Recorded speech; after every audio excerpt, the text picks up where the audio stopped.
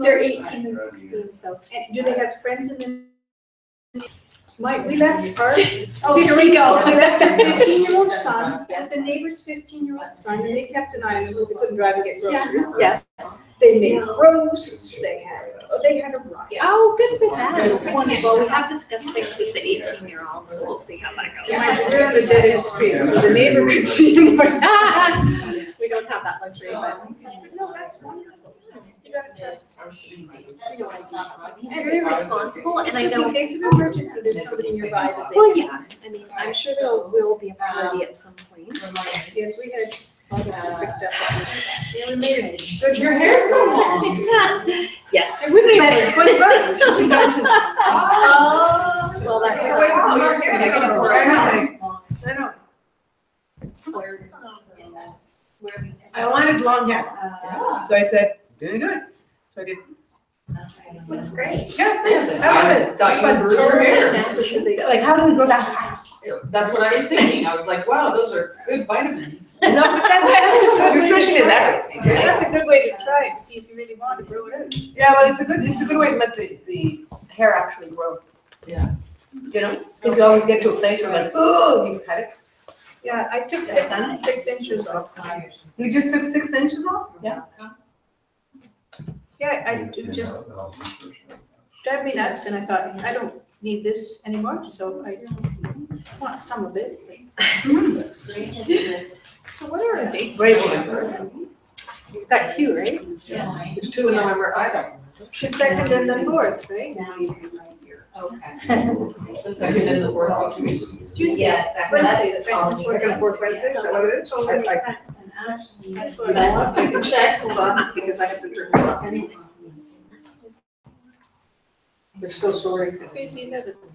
It says my computer copy. Yes. There's one in December. The 8th and the 22nd, and then December 13th.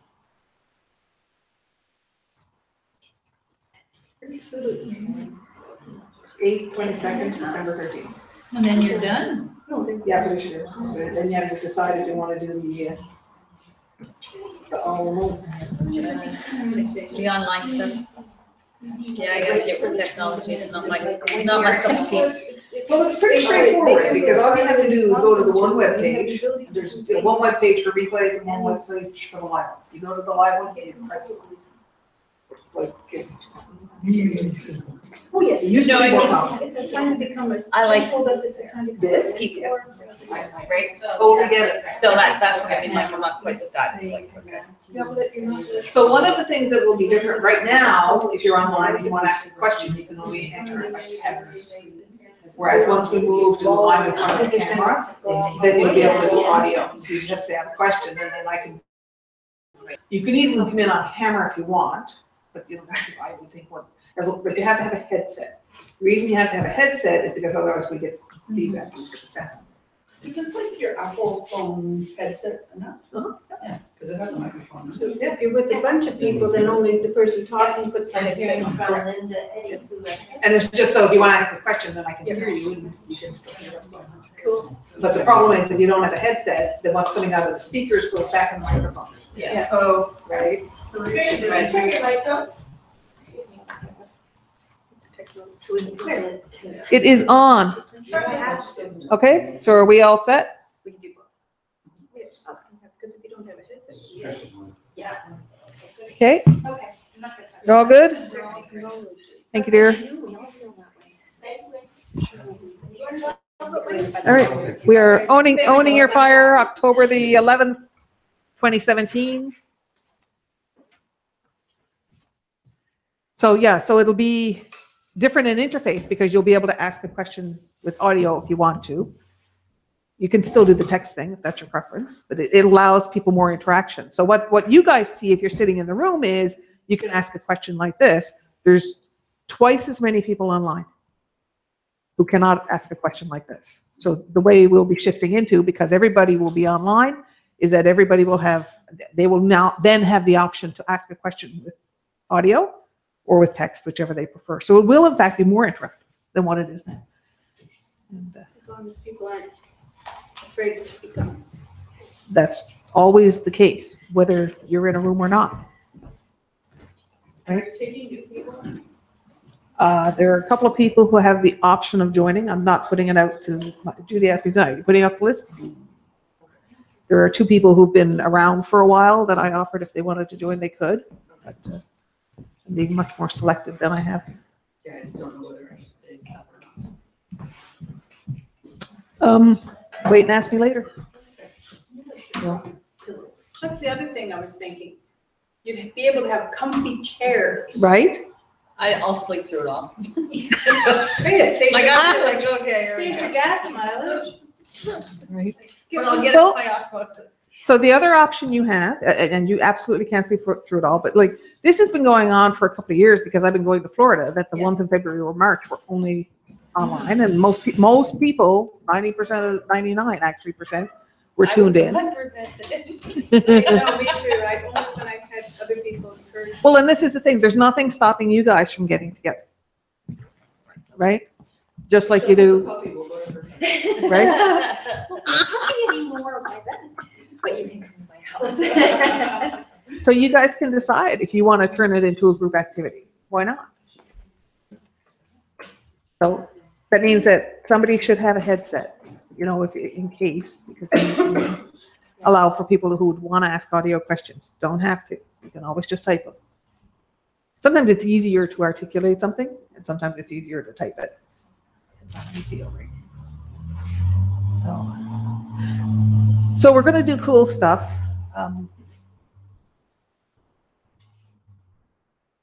We're probably going to do it in layers because this knocked me over a little bit. So I'll tell you that story first. So I was doing some work on, letting life be easy, okay? Which is one that really challenges us because we have so much conform programming. You would think after all the years of clearing conform programming, you would think it would get easier, and it just doesn't. Because the conform programming is so tied up with survival stuff. The other thing it's tied up with, because there's the fundamental caveman, you can't survive on your own. Okay, there's that really fundamental wiring which says you have to be part of a tribe to survive. But then there's also the really visceral fear of loneliness. Right? I mean, I know like you live alone with your dogs, basically. So yeah, you live alone with your cat. No. So for some people they're going, yeah, but why would I have a visceral fear of loneliness? But it's still there, right? It's still there. You choose, whether you have a family living with you or whether you have, critters or social life or however you do it. The fact is that in your self-image, there are layers of belonging. I belong to this tribe. I belong to these people belong to me. And the idea of not having that causes a really visceral terror. Okay. So part of understanding why these conform programs are kind of difficult to pick apart and remove is the whole point of a conform program is to secure the belonging. It's all about securing the belonging. And there's this part of you, that deep-seated primitive part of you that thinks, if I mess with that, I'm going to end up alone. Right? And that can be alone, as in there are no people around you, or it can be feeling alone no matter how many people are around you. Right? Because you can be lonely even if there's people living with you. So there's a really deep-seated fear with that. Where you go with that is to realize it's your choice. So the way conform programs work is that it's based on the idea that, if you don't conform to the tribe, basically you don't get a tribe. They will cast you out. As opposed to understanding that you can choose how you interact with the tribe and be strategic. If you wanted to, go join a fundamentalist church, all you have to do is sing the right songs and say the right things. They will welcome you. It's up to you to decide, where you want to belong, where you want to give belonging, how you want to interact. The difference is having a choice. and realizing consciously the decisions that you're making. Okay? So much of this stuff is so unconscious. It's so unconscious. So there's a whole bunch of pieces I want to do tonight, and we'll see where we end up going.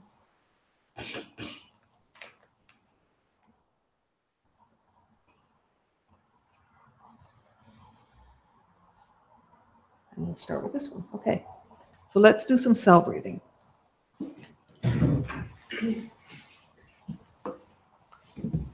So breathe into the cells, breathe into the light in the heart of the cell. And as you breathe out, allow that light to flush. So as you breathe into that light. When you breathe in, the light expands. As you breathe out, let the light flush. Let it flush through your tissues, your energy, through all of your being.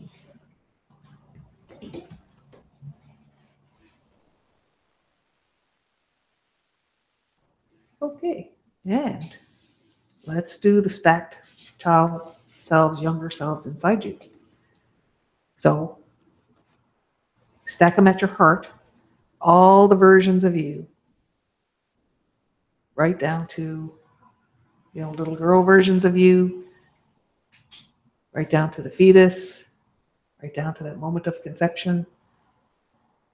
And so as you breathe in, breathe into all of the cells of every version of you. And as you breathe out, flush all of the versions of you through time and across time.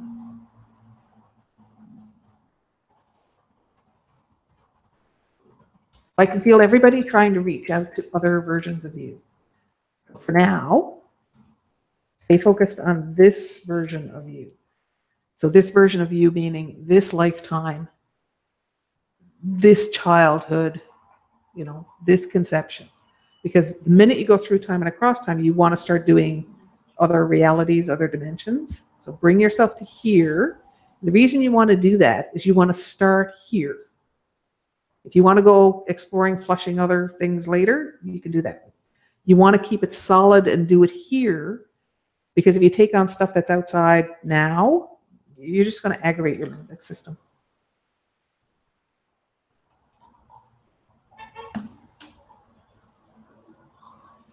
Here, here, here. Come on. That's okay. You can do that stuff later. It'll be easier to do if you do it here now. So here. Okay. Here.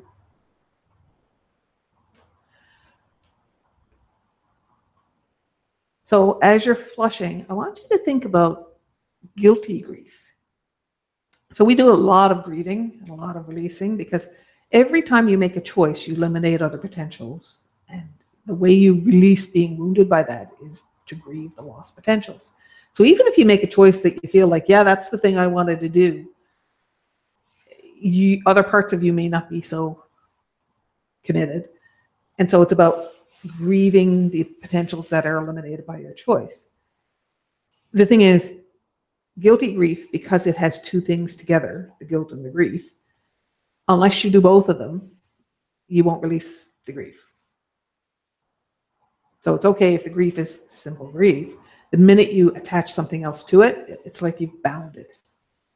So think about what would make your grief feel guilty. Regret could do that. Feeling like you hurt someone could do that. Feeling like you did a thing that wasn't right could do that.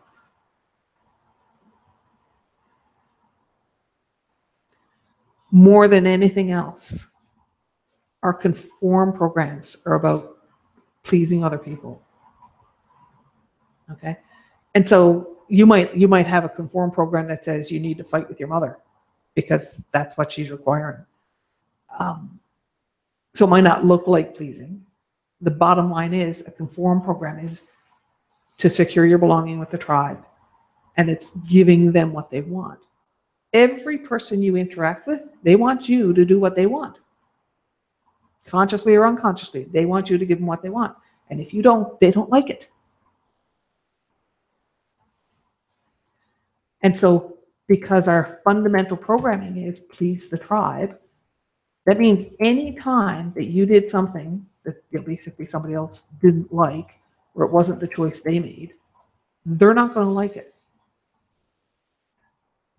So whether that's you being a fetus and you're kicking when your mom doesn't appreciate you kicking, or you're the baby who needs to be fed and wakes mom up in the night, or you're inconvenient toddler who gets into things that toddlers always get into, whether you're the child who's starting to ask why when they don't know the answers or they're not comfortable with the answers,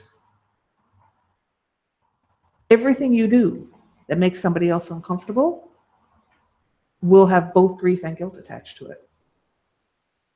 So think as you breathe into the light, and then as you breathe out to allow that light to flush, imagine allowing that guilty grief to flush out of every cell, including the cells of your body here now, but also the child self cells that you still hold that energy inside you.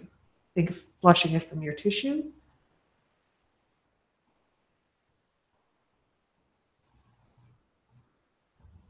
And from your energy. And think of letting it unravel anywhere it's attached to another program or anchored to something else. Oops. Somebody forgot to turn the cell phone off. It's for everybody who desperately needed a distraction.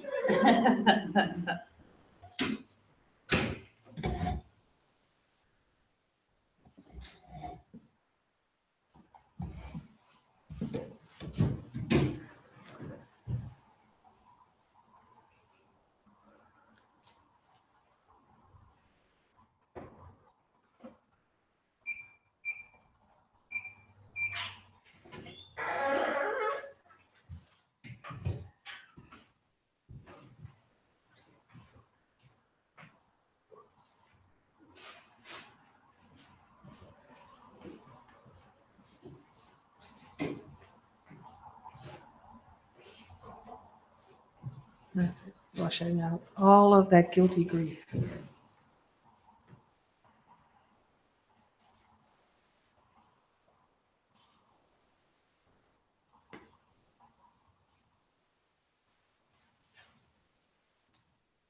Now, just for fun, there's a spot, this Patricia Wall found this, between the bottom of your pinky and your wrist on the side of your hand. There's a release spot for guilty grief. So just touch that and see what comes up. Both, I would do both, but I suggest you do them one at a time. So between the bottom of your pinky and your wrist on the side of your hand. So one way to do, just so you could rub up and down the side of your hand, or you can just touch and feel where it is. And just notice what pops into your head.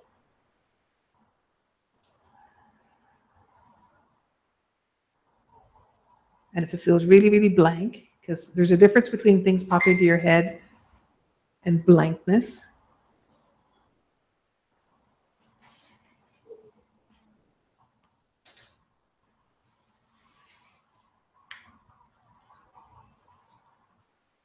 If it's very blank, it's like, I can't go there yet. That's what you're doing. And that's okay.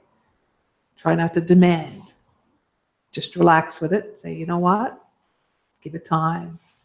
The more you peel away, the more that one will be able to come up. And you know that that's a guilty grief, and decide if you need to hold that anymore. So the reason you would hold it would be to suppress yourself so that you hold on to that conform program.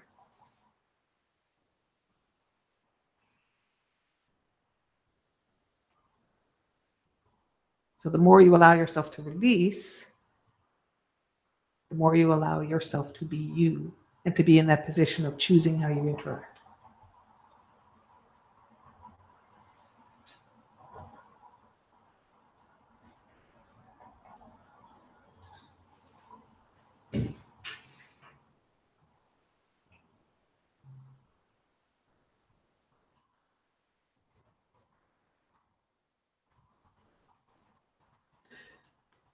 Okay. Keep flushing. The one thing to always be aware of when you release stuff like this is the more you release the conform stuff, the more people are going to be in sync with you because they want to feel that they have your attention, approval, and love. And so, I from the beginning, I had trouble with like things like the Walmart checkout girl deciding to tell me her life story or bursting into tears just because I'm there. Right? And so part of this is understanding shielding. Understanding shielding, understanding your territory. Like this is not mine. I don't need to be party to this. I don't need the Walmart girl bursting into tears. In the beginning for me, I didn't know how to deal with that because nobody taught me. I had to figure it out, and then so I could teach you guys, right? And poor Wayne would be going, "Could you stop doing that, please?" I didn't do anything. I'm just checking out. Right? So the fundamental thing when you get that kind of reaction is that you haven't defined your territory. The bottom line is this person's not in your territory. You are not an emotional support for them because they're not in your territory. It's the same thing when you're the one person. Yes. You don't have boundaries. Yes. So flipping it the other way around, if you're looking for someone to give you support, affection, approval, love, if you're not in their territory, they will react with disdain, they will react with criticism, they will reject you confiding in them. They will hurt you. If you confide in someone and you're not in their territory, they will hurt you. The most obvious and easy way for them to hurt you is to criticize you. You kind of bare your soul and they tell you how you're wrong. Or to just dismiss it, I guess, or make like little of it. Or... Yep. And what they're doing is saying, you don't have this territory with me. I am not your emotional support. And that can be very sad because you may feel like this is someone you could confide in and they're not. They're telling you they're not. Is that not their way of shielding? If they're criticizing you, it's an attack. So What they're saying it is their defense mechanism. That's not the same as shielding. Right? So if you're shielding, somebody can tell you whatever they want, and basically you're not taking it on. You may have your own reaction to it. That's different. Okay? It's really critical to decide who's in your territory, who's not. Where do I give my resources? And part of your resources is emotional energy. If someone's not able to be there for you emotionally, who you consider a friend though, does that mean that you're not in their territory or you never were, or they're just not? So you have to decide, you have to define for yourself what you require of you to be a friend and what you require of somebody else to be a friend. You're the one who defines the role. So you may say, they don't have to be an emotional support for me to be my friend because I don't require that. Right. However, it is a fact. If they can't be an emotional support, you are not in their territory.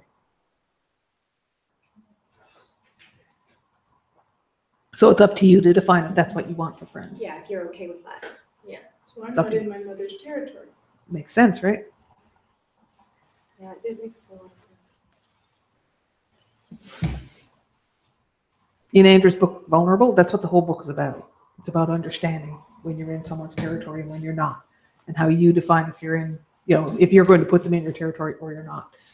The whole book is about you understanding that you are the protector of your own vulnerability. Does it also say how to choose and how Yep. to become vulnerable? Yep, it does. And there's also the responsibility piece too. That's what it's all about. It's taking responsibility. And that's what it is. It's you have to take responsibility for your vulnerability by understanding where you're giving it. What you're allowing. It's not something we're ever taught. So who you're sharing your vulnerability with. Yeah. And another way to say that is boundaries. Mm. Right.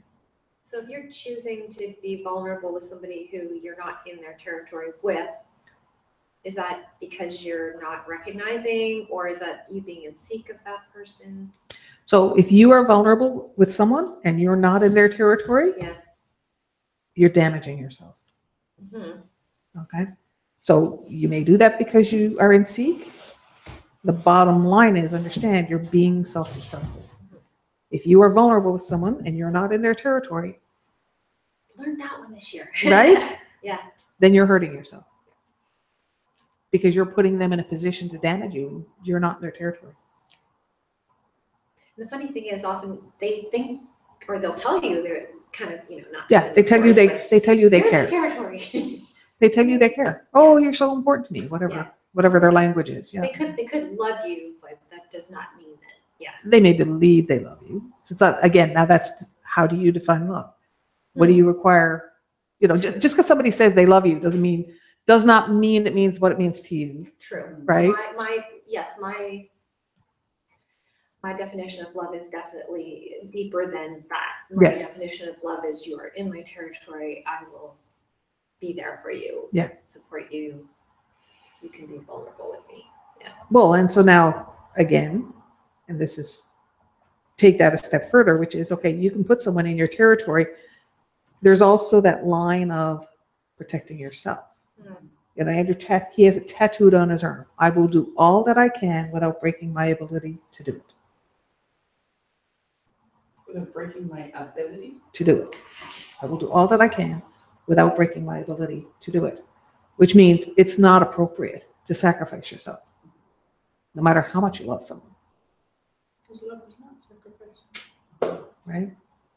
Now, culturally, we're taught love is sacrifice. We are. If you love me, you will do X, Y, Z. X, Y, Z. And see, so now we're back to anytime someone wants you to do something, if you don't do it, they won't be happy. They won't be happy. But they're not being happy, it's not. Not a reason to do it. Yeah. It is not a reason to do it. It's the unwritten rules that are the hardest to stop. And so the challenge is, now we go back to, if you haven't defined your role, if you haven't defined your role as a friend, both what you require of yourself to call yourself a person's friend and what you require of someone who wants the status of friend from you. When someone says, you're my friend, they're asking you to give them status. That's what they're doing. If they say, you are my friend, they're asking you to give them status. They're kind of assuming status, though, aren't they? They're demanding it. Yes, right. They're demanding it. Yeah. They say, you are my friend.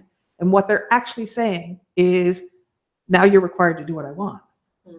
I've given you a title, therefore you have to fulfill what I require from you in that title. If I've said you're my friend, now you have to do what I want. Right?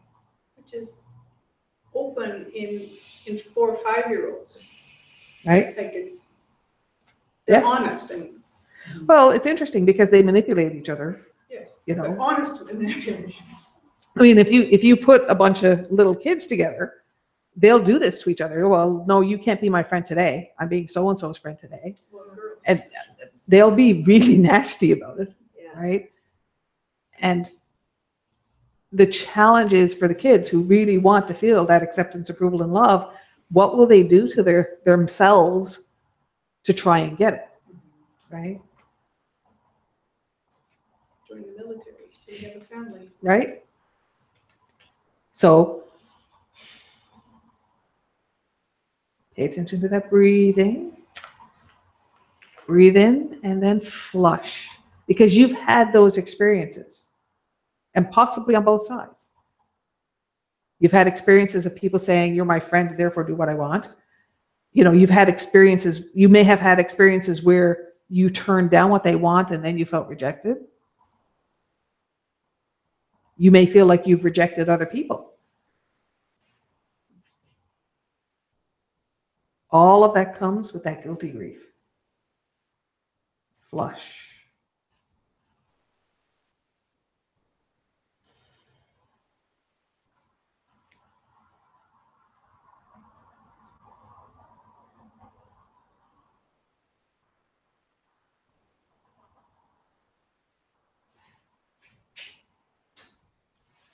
you've probably had an experience where, for whatever reason, you've been outside of a group.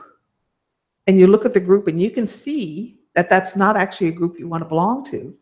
But if you're outside the group, you'll feel pain because you don't belong. Yes. And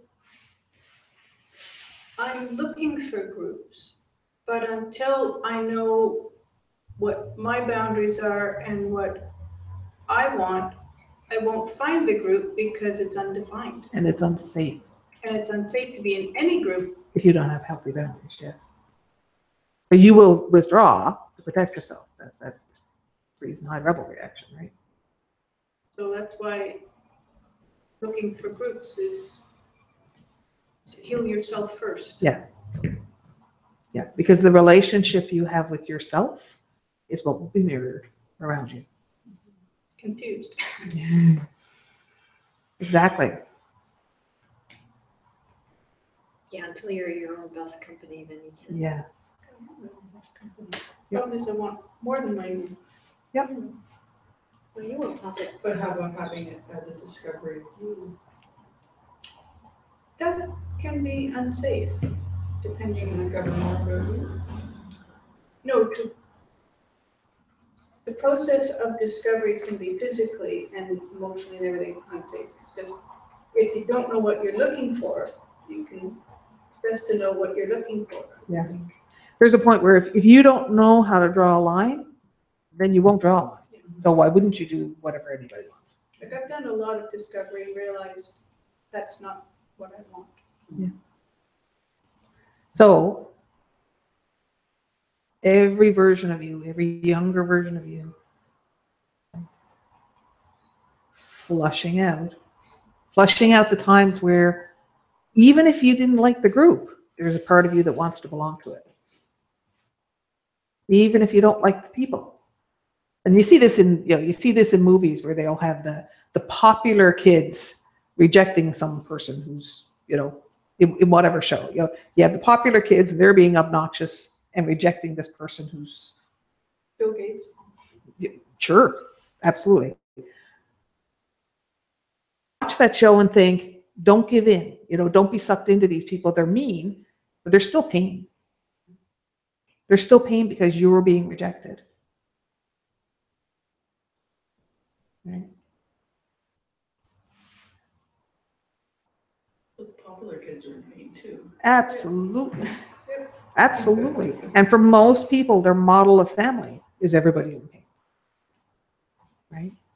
So it's about recognizing there's lots of times in your life, that you didn't know what you know now, and it would have been just the child hurting because they're being rejected. And the fact that you don't even want to be part of that group is actually irrelevant. You would have just felt the pain of the rejection. Now, if you take that back to the model of family, you have people asking you to be something you're not. That's painful. And yet these are supposed to be the people who love you unconditionally, that's painful. And how do you survive when these are, if you're a dependent child, you have to have a way to not be kicked out of the tribe. So that's painful. So all of that is held and anchored with guilty grief. Let it all flush. Because you're in a different place now. Now you can choose. You can choose how you interact. You don't have to be what they want you to be. You can choose your avatar. You can choose how to interface with that. You can get along. Avatar? Avatar is the face you show the world. Okay. Right? As you said, you don't show people you can do woo-woo stuff because There's no value in that. Like one time when we were in Mexico, and Wayne had been playing volleyball with these people, and so we went in for lunch. He said, "Oh, there's the volleyball crew. Let's go sit with them." Sure, okay. And then somebody said, "What do you do?" And I said, "Oh, I do energy work, that kind of thing." Well, then they spent the rest of the lunch telling me about their mother's cancer. Yeah. And I learned really, really fast, because the next time somebody asked me what to do, well, what I did, I said, I'm self-employed. That was it. And then just changed the subject. Why would I volunteer for that?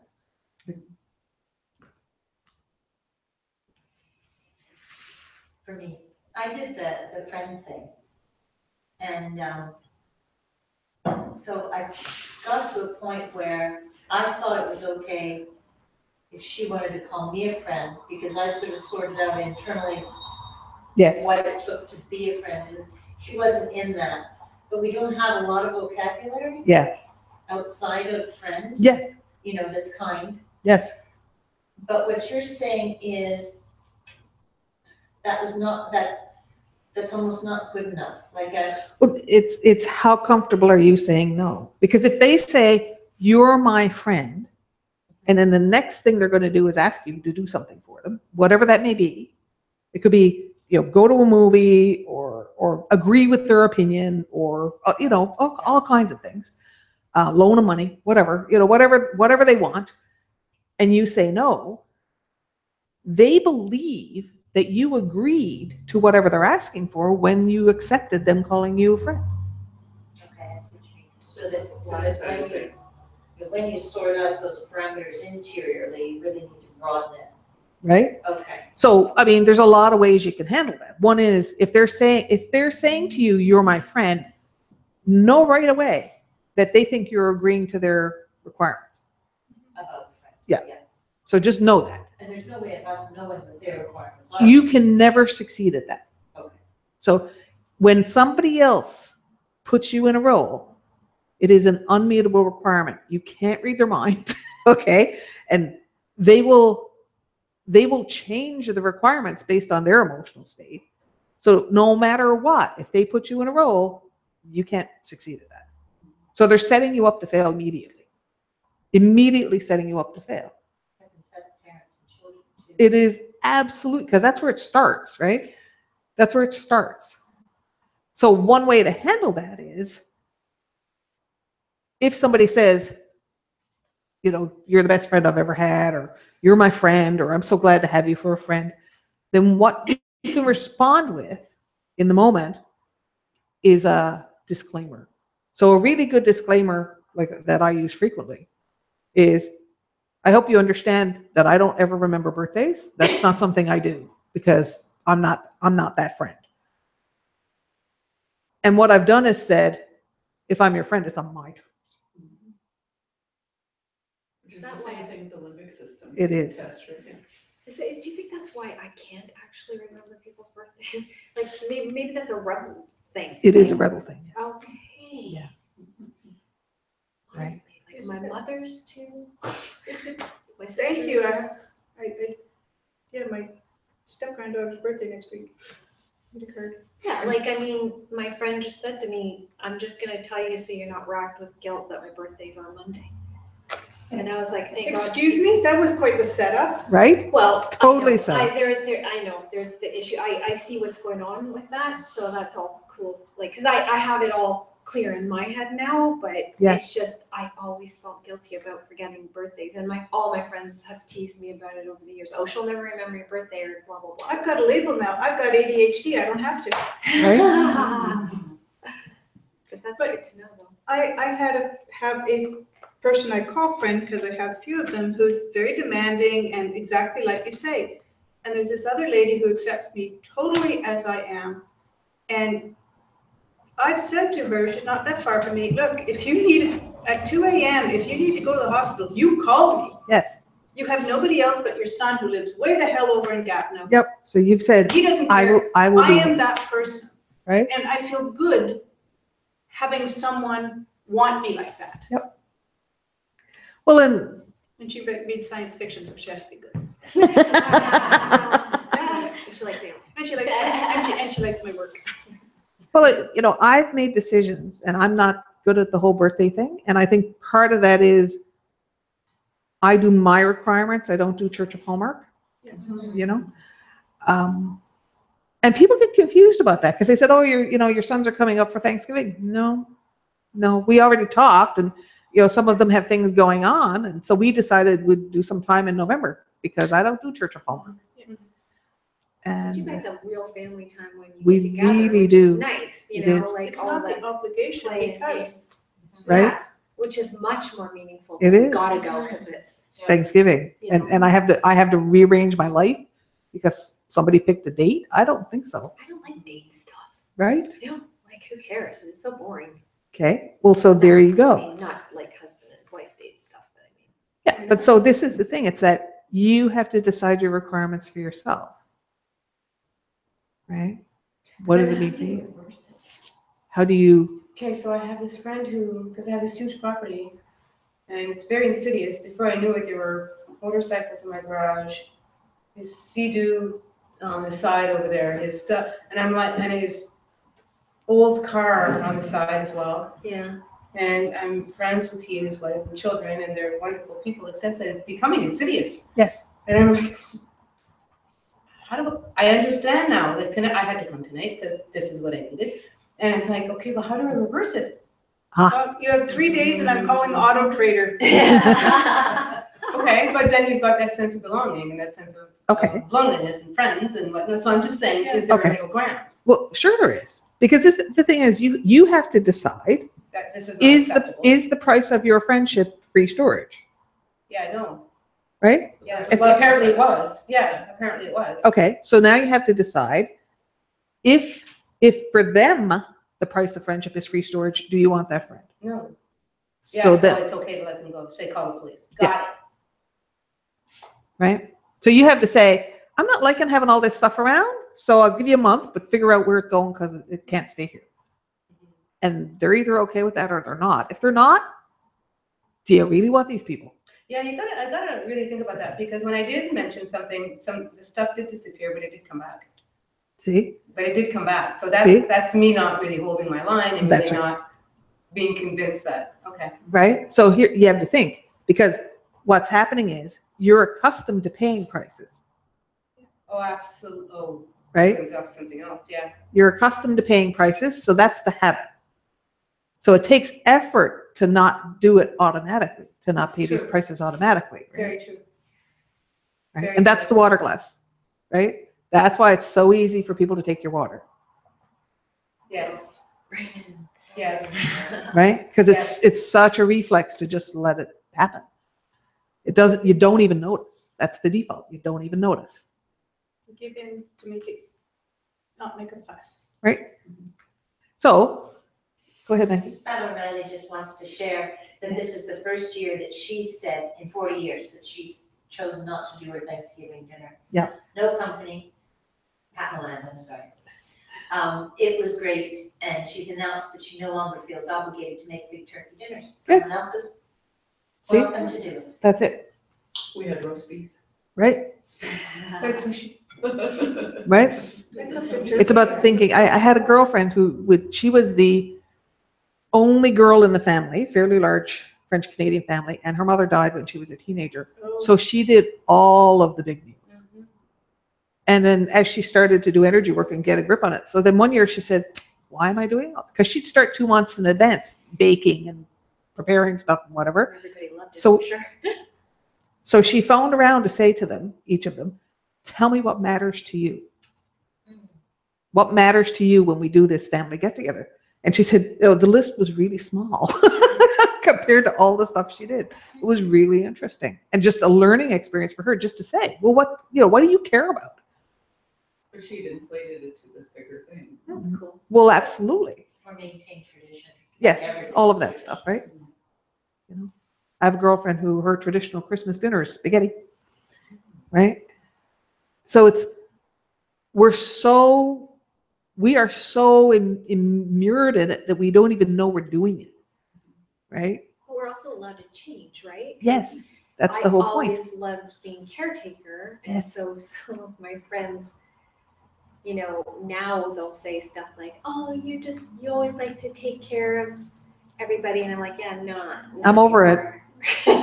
Yeah, no, I'm not. I don't want to take care of you anymore. Right? Yeah. Well, and you can make a joke of it so it doesn't seem harsh. And that's choose how you interact. If they Yeah. say, you love to take care of people, you say, I'm recovered. I'm a recovered codependent. I don't do that anymore. Those quips, like, you're so good at those Quick, quick. look how you got it. I know. Right? Well, this is the thing, is that you don't have to think of it in the moment. Yeah. You know this is happening, so Yeah. then you go back and think, well, now what can I say, right? Yeah. I'm a recovered codependent. I don't do that anymore. So I'm into takeout. my big thing for Christmas, since being with Paul, is Christmas was all about the dinner. Right? And you had to put everything away that you just got and make it nice and neat. And so I'm going to make it clear that our son's supposed to be home. And if there's a Christmas dinner, it's going to be about us getting together. Yeah. The hell with the meal. Right? We'll order something, whatever. Yeah, but take it. For once, let's chill together. I usually cook turkey because turkey is a really convenient thing It's to great cook, for but we'd have like turkey and Caesar salad. Like none of this 8 hours in the kitchen. I don't do that stuff. You know If he what, wants to- I still like doing Well, that. if he wants to, that's Yeah. fine, but don't make, No, don't make Yes. everybody else feel they have to. Yeah. I know. Actually, our Thanksgiving was a lot of stuff, but it was really easy. I just kind of prepared it before, because I thought, I want to just like sit around all day. Exactly. And then stick the turkey in the oven at 2. And Exactly. it's such a fun, I love that. Right? Yeah, but I don't like, feeling obligated though. So breathe it all out. Breathe it all out. all those patterns. All the anchors, all the patterns, all the things being held.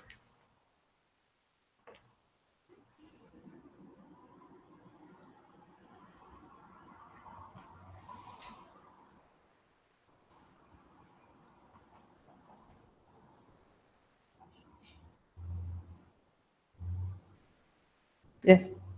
Linda Eddy shared a comment. She said she did the same as Pat Milan. And she's already told everyone that she's not doing Christmas, and she feels so free already. She said she'd been thinking about it since August and finally got the courage up to tell everyone. And then there's personhood. Yay. Right? And it's amazing how free you feel when you make those choices, when you're able to see them. Because before you get to that place, like the option doesn't even exist on your radar. No. Right? This is just what you do. And that's what I mean when I say it's so ingrained, you don't even realize that it's not a choice, because it just is. Okay, so I'm going to talk a little bit about stuff, so keep that breathing going. So I found a polar split. I was working on Easy, and I found this polar split that was about access to resources. What I realized it was like, so whether you consider it, time or money or things or choices or whatever that resource might be, okay? The ability to do things for yourself or even see choices exist. So what I found was there was, on one side of the split was the rebel reaction, which is sort of the whiny entitlement voice. I could do that because it's the right thing to do. And it's, I don't care what anybody thinks. This is what I need to do. Or I deserve it, I don't care what anybody says. It's the whiny entitlement voice. That's the rebel reaction. And the thing about rebel is it's always self-destructive. Because if you have that whiny entitlement voice going, then you're not coming from a place of self-care. You're coming from a threat reaction. Right? So you're not going to experience it as self-care. You're actually going to experience it as pain. So then on the other side was I know what I need for myself, I just don't do it. I don't eat the things that I feel like would be good for me. I just don't do it. I know it. I can see myself knowing it, and then I just don't do it. And that's a runaway reaction. Because runaway reactions are comply, where you hide who you are in order to conform to the tribe. Because rebel is a conform reaction too, right? So I could see those really clearly and see the contrast between them. And then I realized, well, yeah, okay, that's a polar split, but where's stand and fight? And wow, did I have a reaction. I had palpitations for like 16 hours. Yep. And this happens when I go digging in something that's really ingrained in my body, and I'll just trigger this, and it's like, Seriously? This is what I need to do apparently? So you guys get to benefit from that because I've set it all up and No cleared more the energy, recommendations. right? Right, yeah. Don't need that. I've done it. So what's on the stand and fight side? So remember, in the context of the tribe, stand and fight is serve. So that's the place where you say, I don't need that. I'm fine. Anytime you're thinking, Denial, I'm fine, denial. Murder. So It triple denies- split. it is a triple split. They frequently are more than two sides. It could be denial of your emotions. It could be denial of your needs. It could be denial of what's going on. So notice there's three ends to this. And what healthy looks like? Healthy looks like it just is. It just is. This is what I want to eat. It just is. So I eat it. It doesn't have to be an argument. It doesn't have to be justified. So the rebel wants to justify, which immediately takes it out of nurturing yourself and puts it into hurting yourself, right? Because you're in that angry state. The comply is that right? The comply is, you know it, and you think, oh, I really should do ... and then you just don't. You can even think, I'll do that, and then it doesn't happen. That's the comply. And the stand and fight, which is serve, is, well, I don't need that. I'm okay. I'm good.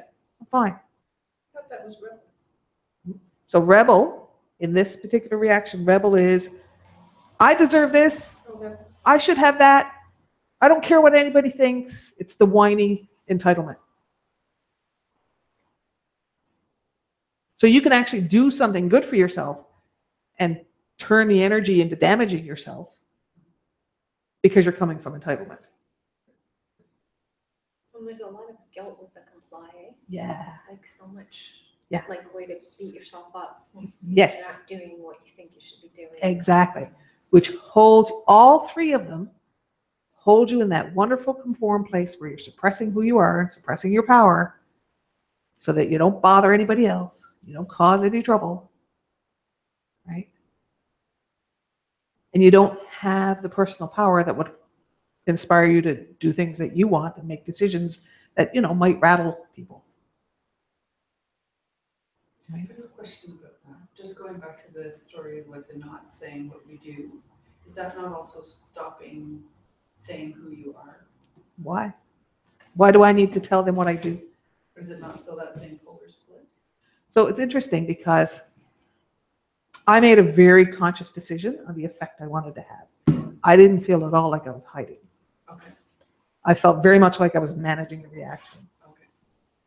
okay. So when we were down in Florida last year, at one point I was on vacation. We were down there for 3 months, but I wasn't on vacation for 3 months. So there was this, 1 week that I was actually on vacation. We were chatting and having a beer with the people next door kind of thing. And I'm very careful not to tell people what I do because it does not go well. I don't want to hear their problems.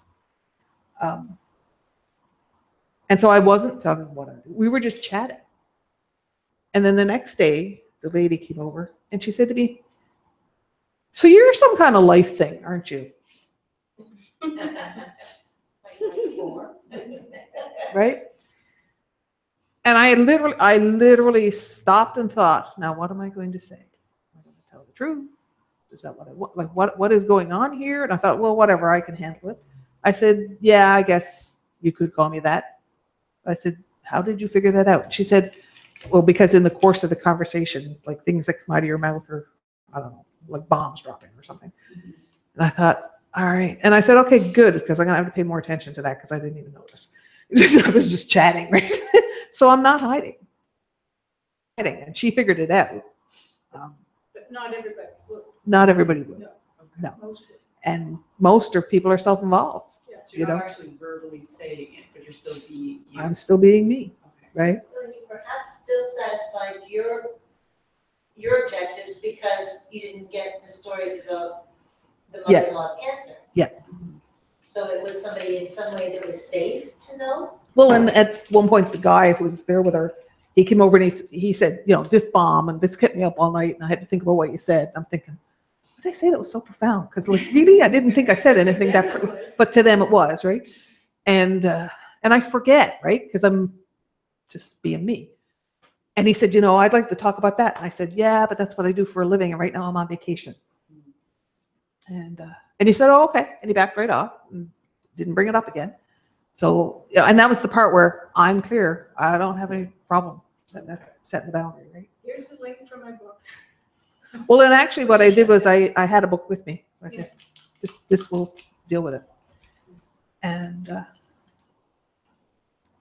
so it's not freezing hard, it's not staying. I was fine. I didn't feel threatened. I felt totally comfortable saying, not talking about that. Right. And meanwhile, I was apparently bombing their brains and didn't even know it. And So it's about choosing your intent, or choosing the outcome that you're truly, looking for. because the whole responsibility is choose your effect. Choose your effect. That's Choose what your you're looking for, effect, right? So by saying So- you do energy, you know that there's an effect of that. Absolutely. And it's not necessarily the effect that I want to engage with at the time, right? So then when she also said you had an effect on her, you were like, oh, well, what did I do that had that effect? Well, and it's funny because I was in a relaxed state. I wasn't particularly paying attention. Usually I pay more attention, right? I was probably under 2 glasses of wine. Completely wasn't paying attention to much, So I could say to myself, all right, so do I need to never have 2 glasses of wine with strangers because who knows what parts of their brain I'm blowing up, or just, that's who I am. They can walk away. Right? You don't live permanently beside them. And it doesn't matter if I do. Yeah. The bottom line is I'm not forcing them to sit and chat with me. Probably because of where you reach. I mean, true of all of us, like if you're in a state where you've made your boundaries clear and you know Yep. what you're willing to put up with, you're not going to attract people that will be bugging you. I don't- Like she wasn't really bugging you. She Nope. just kind of called you out. Right. And it was totally And it was fine. manageable. I mean, there used to be somebody who's now an ex in the family, and she would say, blah, blah, blah, and she'd ask me a question. And I would say, now think about this. Do you actually want me to answer that? And you'd see her pause and think, no, just no. And change the subject, right? And Yeah, I learned that at the gym, actually, people coming up and like women and saying, well, how do you keep in such good shape and what do you eat? And then, you start off on this big, long thing and they're like, not interested. I was 120 pounds when I got married. And I'm like, oh, okay, you just want to talk about that you fit in your wedding dress. All right, that's fine. Because they really don't want to know. They don't want to know. They don't want to No, know. they don't want to know. It doesn't happen anymore, though. Because your boundaries are clear. Because now I have boundaries and I wasn't aware, like you got Right. caught every time. Well, and it's this whole thing. Like the very first time in Mexico, when I realized I am never saying that again. Mm. When somebody says, what do you do? I'm self-employed. That's my pat answer. I don't need to say anything else. Is that also a pink trees thing? Yes, Okay. totally a pink trees thing. Pink trees? What's that? Pink trees, which is I miss the pink what do they need to hear? Okay. Yeah. You decide your effect. What do they need to hear? So that you have the effect you want. Yeah. Right? So that's different than the running and hiding. Yes, because it's where is it coming from? So give me an example. Oh, okay. Yeah, we just have to. Yeah, I'm self-employed. Yeah. Do You know? people not question you on that, though? No, What do they're you not mean by interested. self-employed? No, People don't care. It's not, right? They really don't. And if they do, I say, well, I work on computers a lot, which is absolutely true. I do the same. You know? People Or I just ask say I'm that though retired. because they want to know if you're going to be a resource to them. And if they do, I wouldn't answer them. But is that the reason why people ask what you do? Sometimes. Or is it Sometimes it's making general conversation, interest? because people say, if you're meeting someone new, part of our culture is getting to know you is what do you do? Being polite. So what's hysterical is when you go to RV parks in Florida where everybody's retired, nobody says, what do you do? Oh, cool. Right? That question is off the table because They're all everybody's retired. retired. They're all retired, That's awesome. And if you go to kiki clubs, they don't ask who you are. No. What you do. or what you do, right? Different standards, different rules, right? So instead they say, how long you down for? Where are you from? Right? Or what health problems do you have? Well, that's usually a bit later, What right? crafts you do. Right? Stuff like that. So different culture, right? So, How many handguns in your? yep, that's always interesting in the States. Don't be going to Florida maybe this year. With the weather. I don't think we need to have any problems. The, so the polar split thing. So the way polar splits work is, there's a part of you that's been forbidden, damaged, whatever, and that creates that chasm, and you're only able to do either or. And then when it's a 3 case, it's, either or of the 3. But that power place in the middle, which is I choose, I'm strategic, that isn't available. So we'll do campfire to clear this polar split. So, is that a question? No. So pause and think. What we're going after is, stand and fight is, oh, I'm fine. I'm fine. It's all good. There's nothing to fix. There's nothing I need. I'm fine. Okay? And people who do serve usually know what they want. They just don't put it at the top of the list. So the I'm fine response is, that's not my priority, as much as it is a denial, right? So lots of times people will say, I'm fine, because they're putting something else first. Right?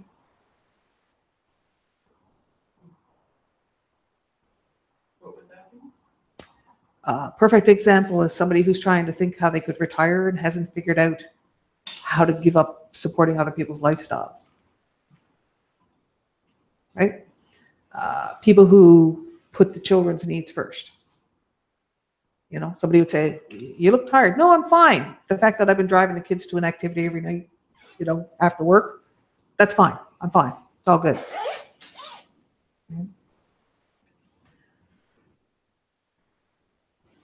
So the stand and fight, is serve, is I'm fine. Lots of times you know you're too tired, or you need something else. But there's a reason you think that what you're doing is the right thing to do, because you're in serve. You make an excuse. Right? You've got a story. The story that says why it's the right thing for you to do. And then the run away, which is comply, right, is you're just not doing it. You may not know there's something you need, because comply can be completely dissociative too. Okay? But lots of times you may think, oh, it'd be good for me to fill in the blanks. And you just don't. You can even think, today I'm going to do this, and then you just don't. Right? And then the rebel, freeze, and hide is that entitled, whiny, that you'll do something good for yourself, and it turns into self-harm because it's wrapped up in this anger. What would be an example of that? The easiest and most obvious example is buying something that you think you shouldn't be buying, for either because it's expensive or not good for you or whatever. They say, no, I deserve this. No, Right. I should have this. After all, I take care of everybody. Another example would be, I'm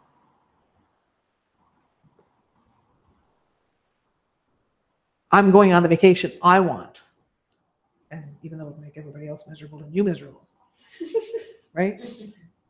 The thing is, the part of doing what you want is not wrong. It's because you've got it attached to this whiny entitlement energy that you turn it into a self-destruct. Like, I'm eating this piece of cake because I ate healthy all week. That's right. Perfect example. So just eating a piece of cake. Right? So the challenge is to be able to know what you want, know the truth of what feels right to you,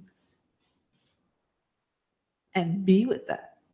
Express that without conflicts. Every one of those reactions has a conflict. It's pretty obvious to see the entitlement one, because it means that you're fighting against the demands of others that are probably internalized, like the cake thing. Really easy to see the conflict there, right? You're just not doing it.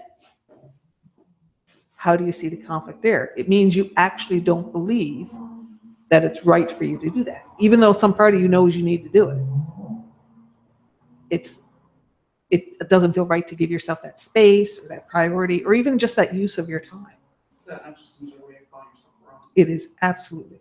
All of those threat reactions are always calling yourself wrong. And they're all in conflict with your power. Yes, that's it exactly. Because all of this, all of these conform reactions suppress your power so that you just don't bother anybody. You don't do the things that disrupt other people. Yeah. Right? So forgetting to do something goes in, that's Yes. the runaway. That's the runaway. So is it fair to say that anytime you're not in your power, you're in conflict? Of course, yes, Yeah. absolutely. Right. And it's being able to see where are you in conflict, right? So as soon as you're in a reaction, you can be like, okay, I need to acknowledge that. What am I reacting to? Exactly. Where am I listening to my power? Right. Where's the strategy next? That's it. Is it fair to say also that you're in your power when you're happy? Like, when you have those moments, like when I was a little kid, I had so many moments of just pure joy and feeling like just being so in the moment and Yes. like digging up worms or whatever, sitting. It's usually to do with nature for me. And lately I've just had pockets of those feelings again, Yes. Good. which like that's being in your power though. Yeah. Yeah. Yeah. It feels awesome. It feels. A lot of talk about this flow state. I don't know if you've heard about that. There's a lot of books being written and talks about flow state. I don't know. That's a lingo. So what are they? How do they define it? I think it's similar to what she's saying. Being in your Being in power, the being in the flow. moment. Being in the moment. I mean, being in your power is totally timeless, Yes. right? You don't Yes. care about tomorrow or yesterday, 5 minutes ago. You're just like when you're a little kid, you're in the moment. Yes. Now that I will comment that doesn't mean you're abdicating responsibility. No. Right? Yeah. It doesn't, because I see a lot of people who, get into spiritual stuff and they're like, I'm in the moment. I don't need to think about my mortgage rate, or I don't, I don't need to pay my bills. Well, that's not true, because that's abdicating responsibility. So there is an awareness of territory, right? You define your territory, you define your ability to determine your effect, right? So the peace that comes with that, part of the peace is saying that's my territory and I take care of it, Mm-hmm. and it takes care of me, right? And you can still be joyous in that. Yeah. And truly, and so you can be paying bills and still feel joyous. You can be digging up worms and feel joyous. It can be all kinds of things that feel joyous. Mhm. It doesn't mean you're abdicating, because I see a lot of this abdication. But that's denial. It is totally a denial. Yeah, because that's an excuse. I'm spiritual, therefore, Yeah. la la la. Yeah. And I see a lot of it is runaway. Yeah. Some of it is you can't make me. My brother Which is- Buddhist is like that. Yes. I don't have No, that's not what life's about. I mean, we're here to experience, right? And everything, but it's just that we seem to grow out of being in our power as a kid because there is so much to pay attention to, and we think that we take it too seriously. It's like everything has to be serious, and worry. We worry and Well, I think that also the conform is conform. Yeah. Yeah. I think it's more about the conform. The taking it too seriously. I mean, there are situations that are serious, Yes. right? There are lots of situations that are serious, and you need to take them seriously. But we That- get out of play is what I mean. To be playful. You can be playful. You can take things seriously. You can be paying your bills. You can be dealing with your sick kid, whatever. You can still have that peace inside you that you're being true to you. Yeah. Right? So it doesn't always have to be happy playtime. No. And that's why denial and that's why I was specifying, like Yeah. it's not escapism. Yeah. Right? It's an inner peace that comes with being free of conflict inside yourself. Right? And that means that whatever crap is coming at you, you're fine. You may not like it, but you have a peace about it. true to you. You said something else. Peace inside you from being true to you and In the midst of turmoil. I had a fridge sticker at one point, like a magnet, that said inner peace is not an absence of turmoil. Inner peace is when you feel peaceful in the midst of the turmoil. I mean, it briefly makes sense to me. That's a hard thing too from a belonging It is, perspective, because it's not the reaction other people want to see. correct. And they will frequently call you uncaring Yeah. because you're not doing what they want Or you to not do. engaged, if you're not in crisis with them. Because they want the drama, they want the crisis, and they want you to do what they want. And so the minute you're not doing what they want, they will find ways to attack you. Right? But as long as you're not reacting to their attack, And it's, that's still yeah, part of the turmoil, right? that you're- well, and it's understanding. You need to understand the attack is happening so that you choose how to interact with it. Because it does need, you need to manage it in the same way that you need to pay your bills. You still need to decide, okay, they're attacking me. Now, what am I going to do about that? How do I want to interact with this? Right?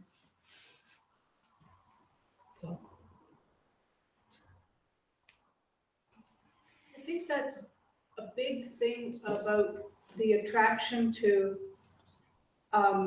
people who are physically and emotionally and everything confident, such as a well-trained warrior, in that they stand there and they radiate competence and confidence that they can take care of themselves and their world. And if you stand next to them, you might be safe too. Yep. So we don't need to have the warrior physicality if we have the same sense of True. competence and Yeah. confidence. Yeah, but to that warrior, that's threatening. What is threatening? If you stand beside them in your own confidence. No, I would say someone who is that confident is not threatened, especially being a female type thing. But maybe if it was another male. Females, males, whatever. Okay. If they are truly confident as Mhm. opposed to competitive, Yeah. if they're truly confident, they're not going to be bothered. Because you're not You're a just threat. like a tree. Yeah, exactly. Right. You're just a So the only way you will be a threat is if you're going to challenge their territory or challenge their status, or be right? vulnerable to them. then they're not in confidence at that point. If they feel like everybody around them is going to be a challenge to their status, that's not confidence. So I was listening to a book on CD that was talking about grounding, like physically grounding, and we mentioned this last time too, about actually having your feet on the ground. How Yep. it has negative ions that go into your body. Mhm. So then I was wondering if there's also something to be said about people that are confident or grounded, that we are attracted to them as well, so that we are also getting those ion exchange. It's funny, there's so many things. I have a girlfriend who knows nothing about energy and doesn't want to, but she's been around for a long time and has had lots of good effects in my life. So for her birthday one year, I gave her a salt lamp. It was like her 50th or something. It was a big deal. So I gave her this salt lamp. Salt lamp. Salt lamp? Salt lamp? Okay. I didn't tell her anything about the energy of salt lamps. I just gave her one. Because it's pretty too, right? They are pretty. And then so she came back to me, and this other girlfriend she's got was having her 50th, and she wanted to give one to her because it was pretty. So I said, oh, well, here's how you get it. Off she went and got one. So this person that she knows, who I've never met, has had a double lung and heart transplant. Since getting, No, before. before getting. And she gave her the salt lamp, and the woman came back and said, okay, where did you get that? Because it affects my breathing in a positive way. And she went out and bought one for every room in her house, like even her bathroom. Every single room in the house now has at least one salt lamp in it. So she came back to me and she said, so this happened, and she said this. She would know, because she's very conscious of her health and breathing and all the rest of it. Did you know? I said, yeah. I don't, so what's all kinds They do negative ions in the atmosphere. They emit negative. You don't have to turn them on. Just it's a hunk of salt. It sits there, and therefore there are negative ions. Beautiful lit up. Yeah, they're pretty too. Don't ever spill water on it because they just dissolve because they don't salt. But it was funny because I didn't need to tell her that. That's another one of those, like, didn't matter. I didn't need to. I gave it to her because I wanted that effect, but I didn't.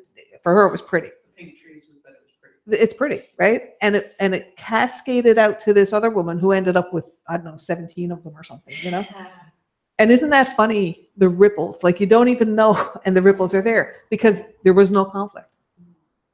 there was no conflict. So it could just flow, right? Yeah. And that's the flow thing, right? There's no conflict, so it just flows. You love and accept your friend for who she is. You're not trying to push yourself. I on don't her. need to fix anything. There's Just like- nothing I need to change. It's Yeah. fine. Yeah.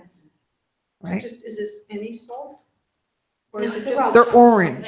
Yeah, I know what they are, but they're special. It's a pink, Yeah. pink sea salt. It's, I thought it was Himalayan salt or something. Yeah, it's a Himalayan It looks salt. just like the Oh, I pink know what they Himalayan look like. salt. but Yeah, that's what it looks like. It's not just any salt, they're just special. Yeah, they're special Orange. that do this negative ion thing. They sell them on Winter Time. Yeah, see? They're all over the place. Yeah, they're pretty. And So is it possible that the people have those ions yes. and then they're grounding people around them? And I don't know if it's specifically the ions. The thing is, they have the energy that feels positive. And what's funny is, people who are craving negative energy won't be attracted to those people. They'll be attracted to. People want what fulfills them, right? And what fulfills them is fulfilling their patterns. So there will be people who are attracted to people who beat the hell out of them. There are people who are attracted to confidence. You're attracted to what matches your patterns. And so our goal in shifting our patterns is that we actually want to attract, these people. So negative ions are positive energy, Mhm. or are a positive thing. They're a positive thing. It's a physically positive thing. It changes the water content in the body. Yeah, it's a Called positive easy feeling. water. Yeah, it's that feeling you get when you go to the ocean. You're just So like, that's- ah, Oh, okay, that I understand. that's the negative ions from the ocean. Right? How's your dew walking going in the morning? I haven't been doing the do. Do the dew on the grass. Oh, But I do have a DW. salt lamp. Right? Keep it simple. And warmer. For some of it. All right. Relax and breathe.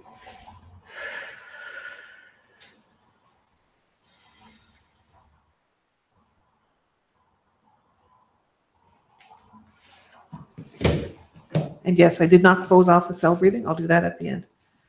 I left it open.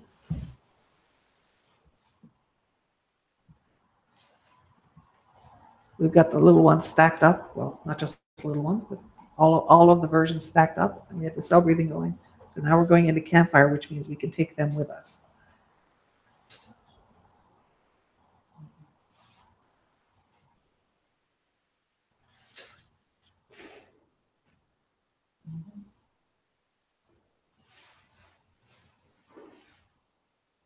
All right, picture a forest. You can decide if you want to do fall colors or if you want to do summer. Whatever suits you is fine. And a nice broad path going into that forest. And this is a place that only you can go. This is as you choose it to be.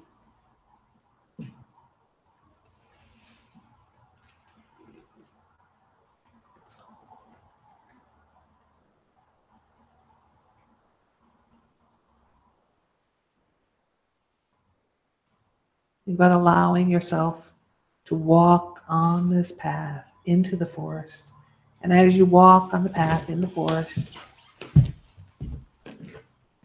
allow yourself to leave behind the concerns of your day.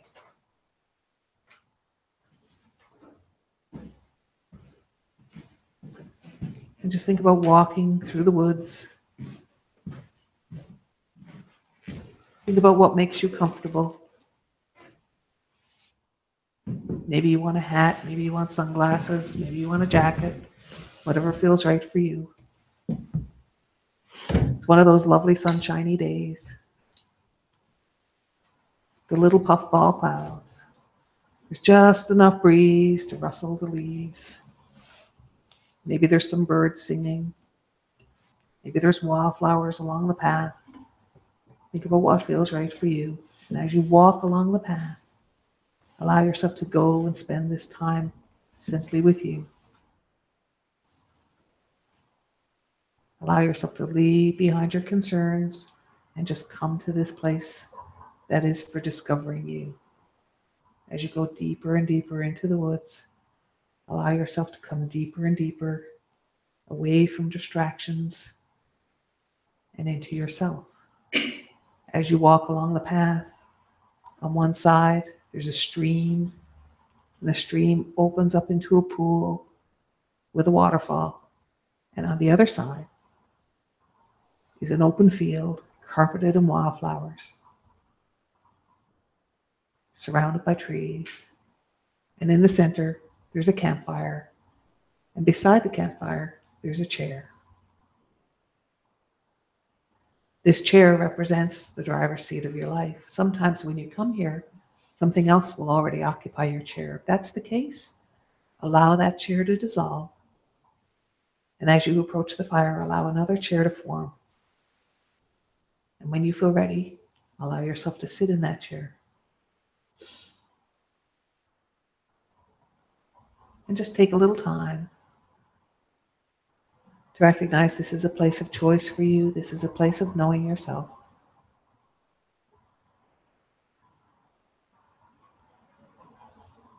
And always it's up to you what you want to do when you come here.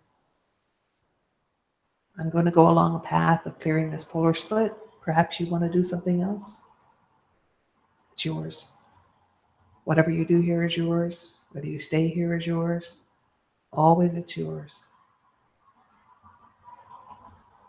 If you'd like to come along for the polar splits, allow yourself to sit in that chair and just remember. Remember that the splits we're looking at are a response to accessing resources. So accessing resources can feel like whether you have enough time to do what you want to do, or whether you feel like doing the things you want to do with the time you have. Accessing resources can be about whether you feel like you have the money to do what you want to do, or if you want to do the things you actually want to do with the money you have. It can feel like the resource could be people. The resource could be people who accept you. The resource could be things. The resource could be experiences.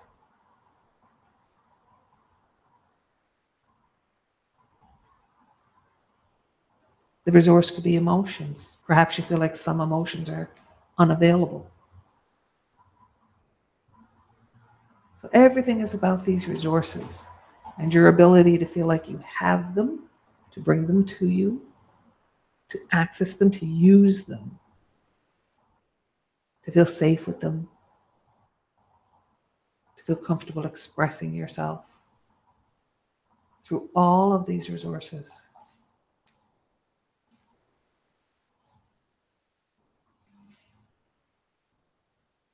It could be a resource to know what you want.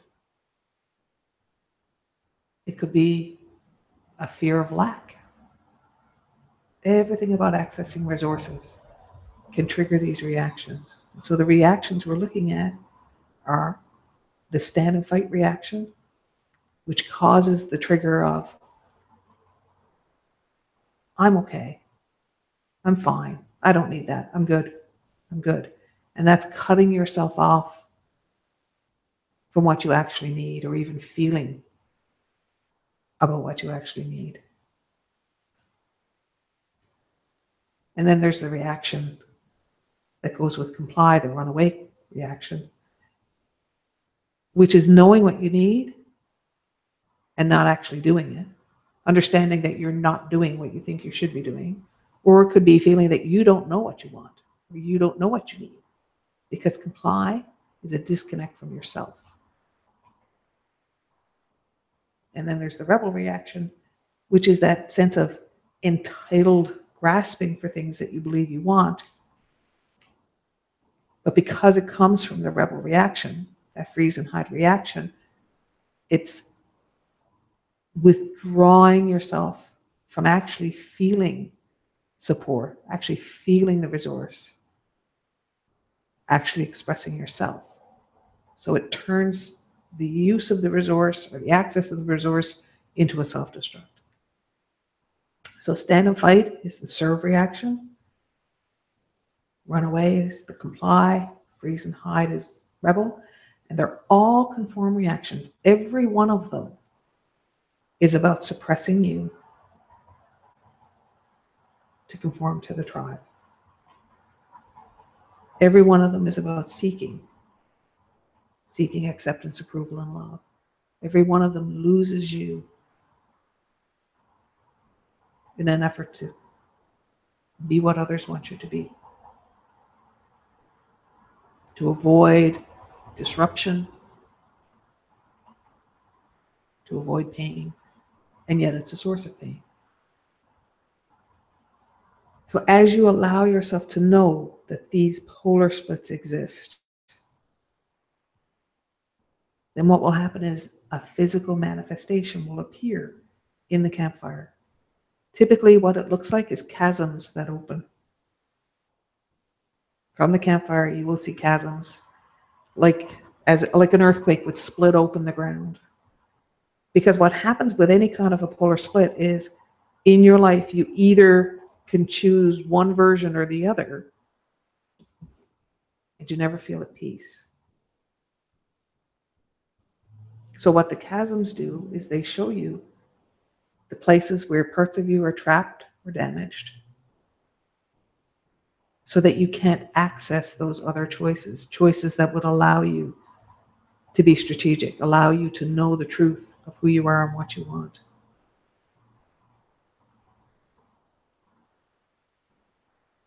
Allow you the power of expression and creation of the life that is an expression of who you are.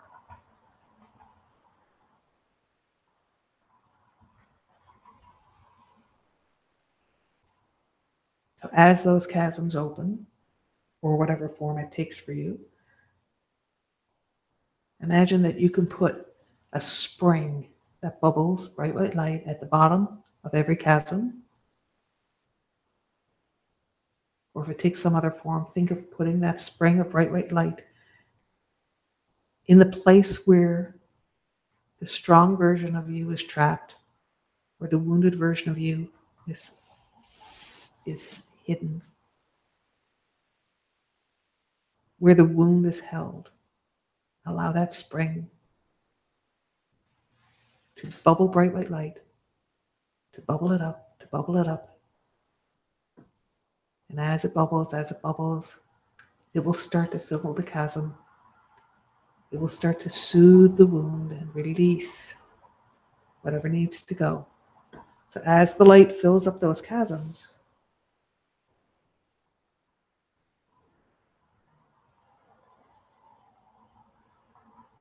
it will release whatever interferes with you, living joy, living peace, living your power. Think about letting the light do the work. Let the light go wherever it needs to go. Let it release whatever needs to release.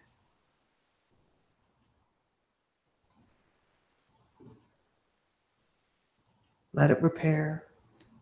Let it restore. Let it recreate or create new.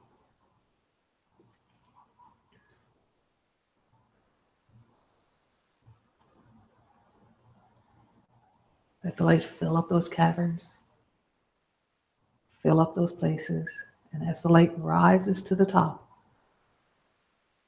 the chasms start to close because the light brings to the surface the part of you that was not accessible before.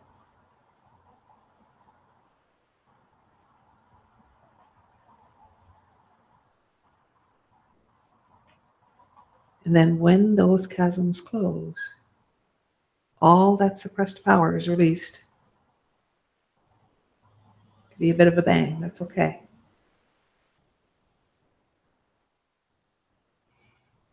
That's it.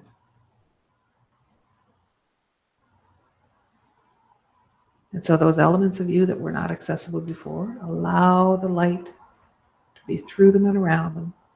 Just allow that light to keep flowing through them and around them. And then if they're carrying any wounds or any obsolete emotion, bring them through the campfire and let the campfire release any obsolete emotion, any trapped emotion. Let the fire just dissolve it and let it go. Let the fire neutralize it because it's obsolete. You don't need this anymore. That's it. That's it.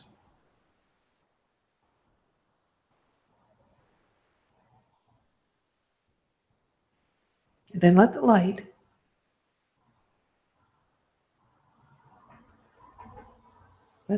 evolve these pieces of you that were dissociated, that were lost to you.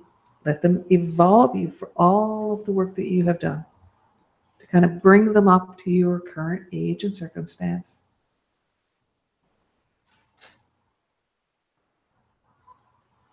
And fill them with the potential of supporting you in your journey.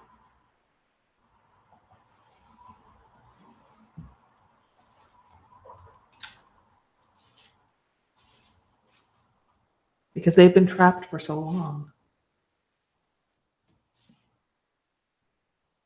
that their experience is to be a limitation. So now allow the light to evolve them to be a benefit, to be a gift, to be a strength for you. That's it.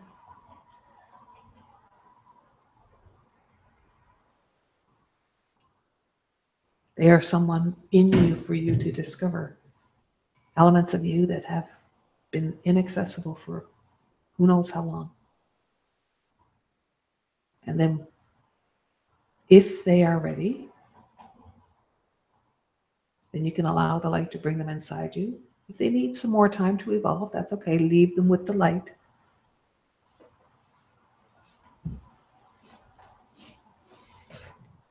Allow the light to bring them into you when they are evolved.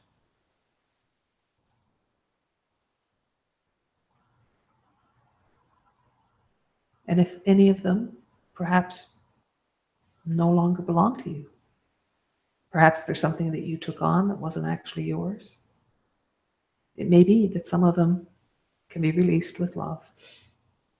They have served you and held what you needed them to hold for a long time. If they are ready to be released, allow them to be released with love.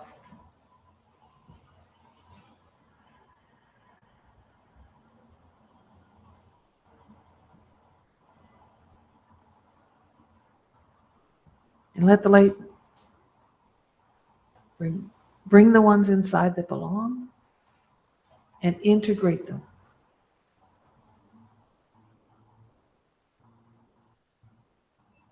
That's it. Integrate them so you can do this free of turmoil and free of stress. Allow yourself to gently know who you are now, how you have evolved. Gently, gently, that's it. Gently. That's it.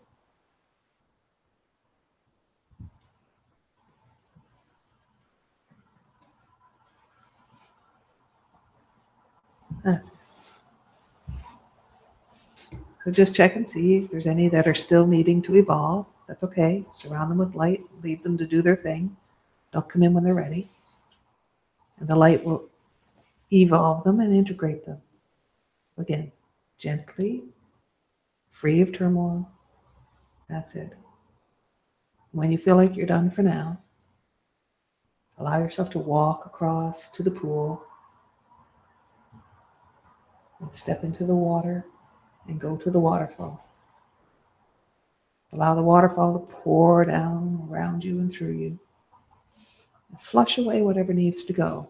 Think about it pouring through your energy, through your tissues, pouring down through you and around you, washing out through the soles of your feet, maybe washing out through your hands.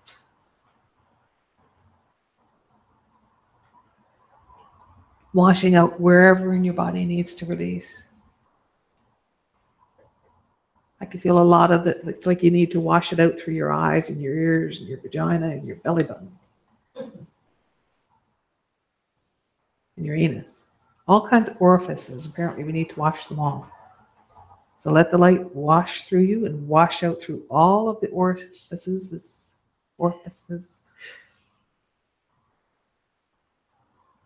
Wash them out through your armpits and through your joints. Okay.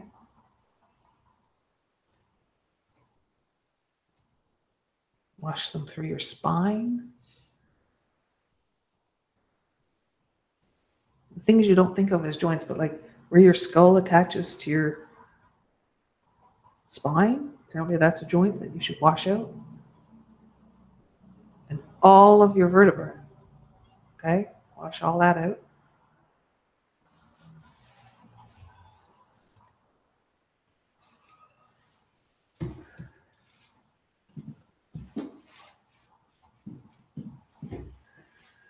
Wash out through all your folds. Wash out through your earlobes and your nipples and your thighs. Just wash everything out. Wash your bones. And all of your energy.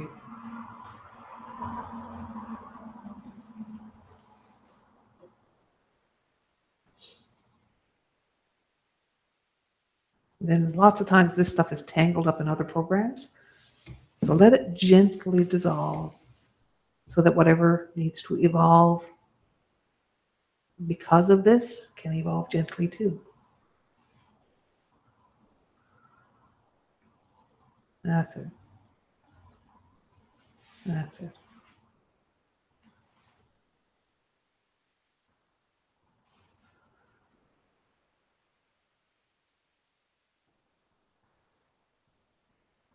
Yeah, we still want to wash.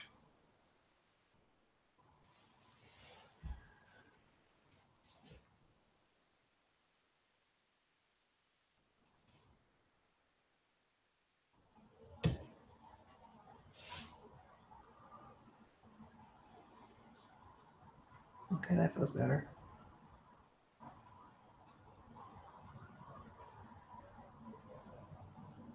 Now, while you're still in the waterfall, notice the cell breathing. Go back and do your cell breathing while you're in the waterfall.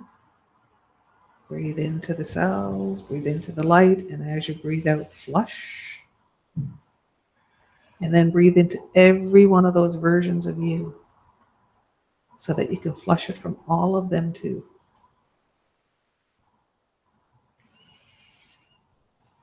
The you of yesterday and last week and last year and all those previous versions of you.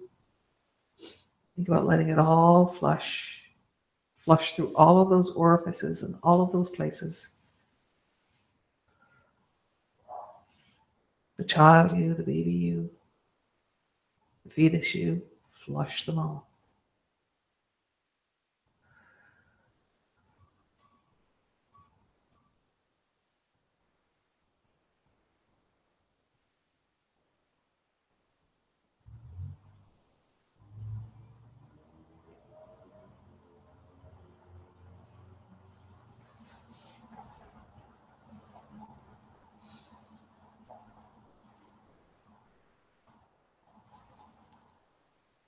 And just while we're here, let's flush out any of that guilty grief that might have been loosened up, stuff that we didn't get before.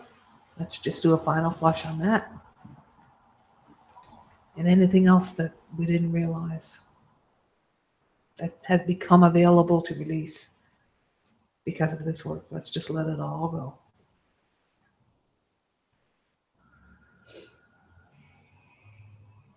That's it.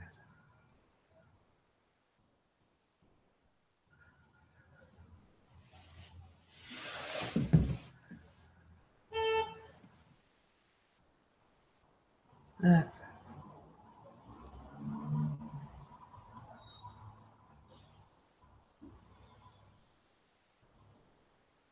Now let's release all those inner versions of yourself that we stacked up.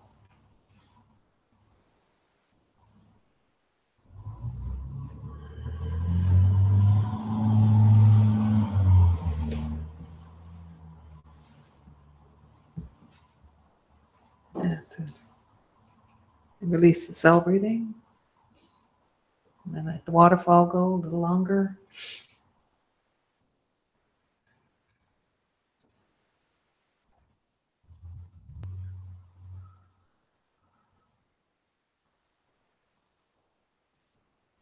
That's it. When you feel ready, step out of the waterfall, come back through the pool, back to the path. Walk along the path to bring yourself back to the room.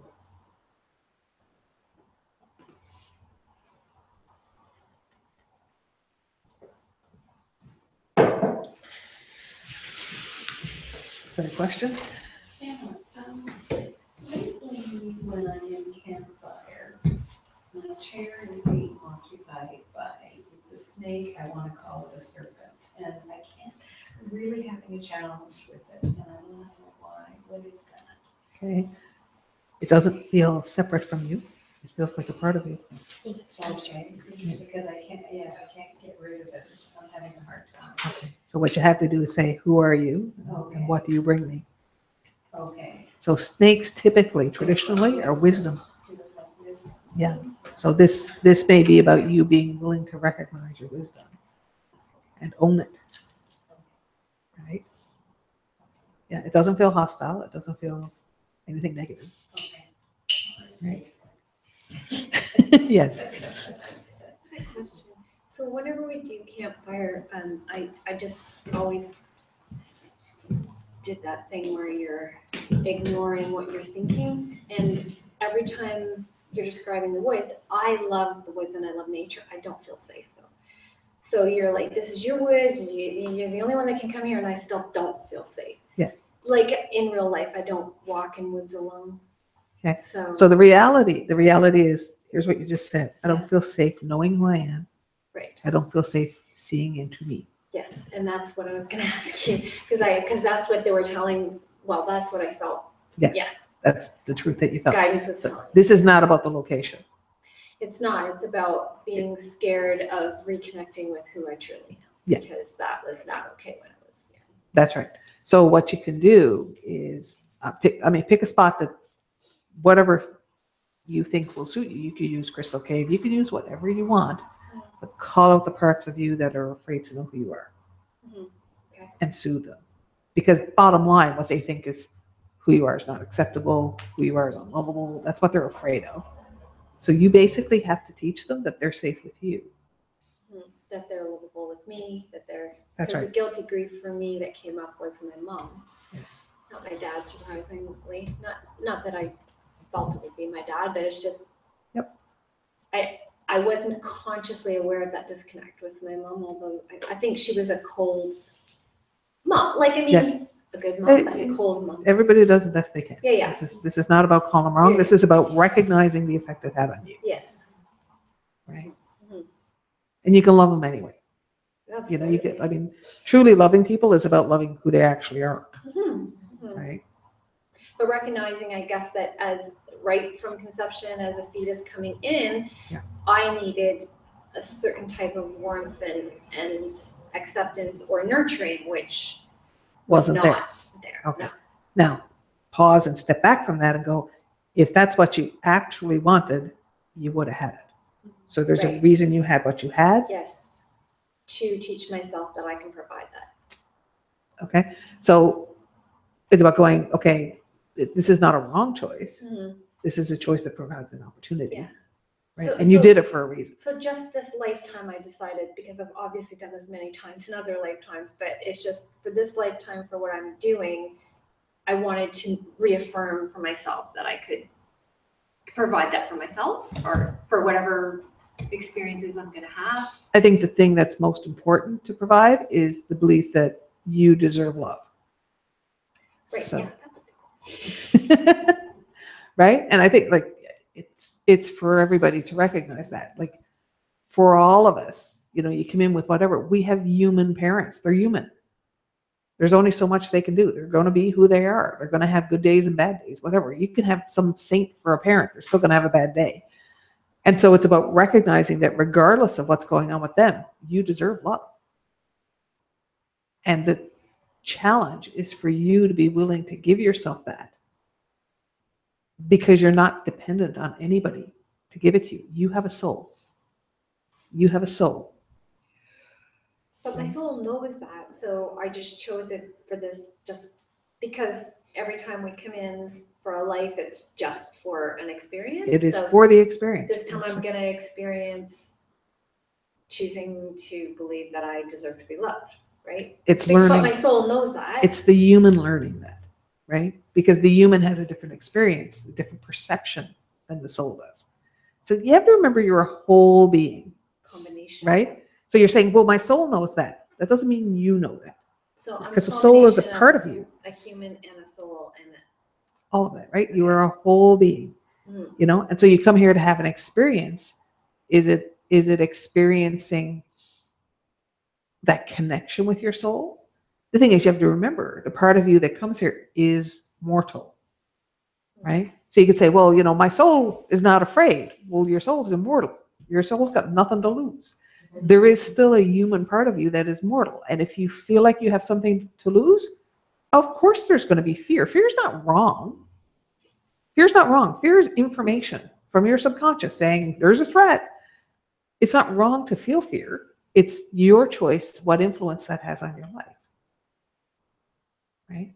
And so understanding what the fear is coming from, understanding the effect it has on you is part of your journey to say, okay, I'm a whole being and a part of me is this mortal part.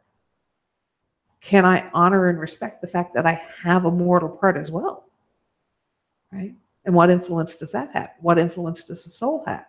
You're not just a soul. You're not just a mortal body. that is it the soul that's choosing to come into the mortal body. It doesn't work like that. So like you keep saying the soul is choosing this and it makes it, I hear it and it sounds like, well, I'm up in the waiting room and there's a whole lot of menus and I picked this and I picked that and I picked that. It doesn't work like that. It's not that conscious. So when you say my soul chose, you make it sound like it was a conscious decision to have a specific thing. Okay. The way this works is you come in, you have a frequency. And the frequency you have matches up with the frequencies that fulfill your frequency. It's not a menu, right? It's not a specific ride. It's not like you said, well, I don't like that roller coaster. I'll pick this roller coaster. It's a frequency, and that frequency is part of the expression. And so what you can do is you can change your frequency, which changes what you manifest, which changes what you experience. The thing is, it's not wrong to have that frequency. So it's not like you're coming in to fix something. It's not like you're coming in to learn something. It just is. But I'm a little stuck on that. Yep. Because this is a question I've asked since I was like 4, which drove my dad nuts. He's like, you ask these questions I could never answer.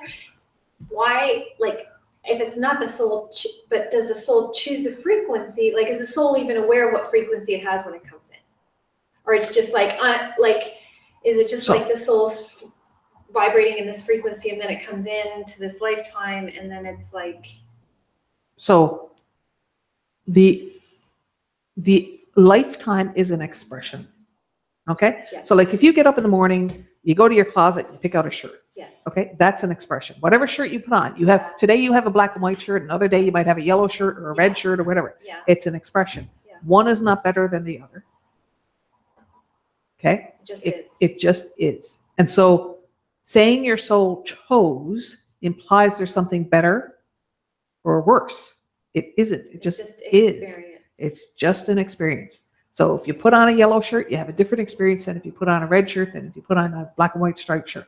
It's a different experience. It's not like there's a finish line. It's not like there's something that's better. It's not like there's something you have to improve. And we keep wanting to do this. And like part of it is because we're taught. You know, people who are striving to improve make really good peasants. Mm-hmm. Okay. And so our culture teaches us to be dissatisfied with what we are and to strive to improve. Okay. So you say, well, wait a minute. You know, how does ambition fit into this? Because you can be ambitious without calling yourself wrong. And so if you understand that you want experiences. So if you understand ambition in the context of wanting experiences, then you're not calling yourself wrong.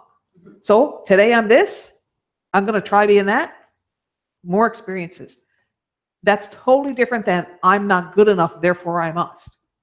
Is that also the same thing as I am not who I am not ultimately who I am this lifetime. I'm Right. not Michelle Smith ultimately. I'm Right. just Michelle Smith right now. Michelle Smith is an expression, Oh. right? So that, you know, you pick a yellow shirt, Michelle Smith is a yellow shirt. Okay. Or Michelle Smith today is a black and white shirt. So you explained this to me before, but is spirit then, so soul is an expression of spirit and we are ultimately spirit? Or? I think that's a lingo thing.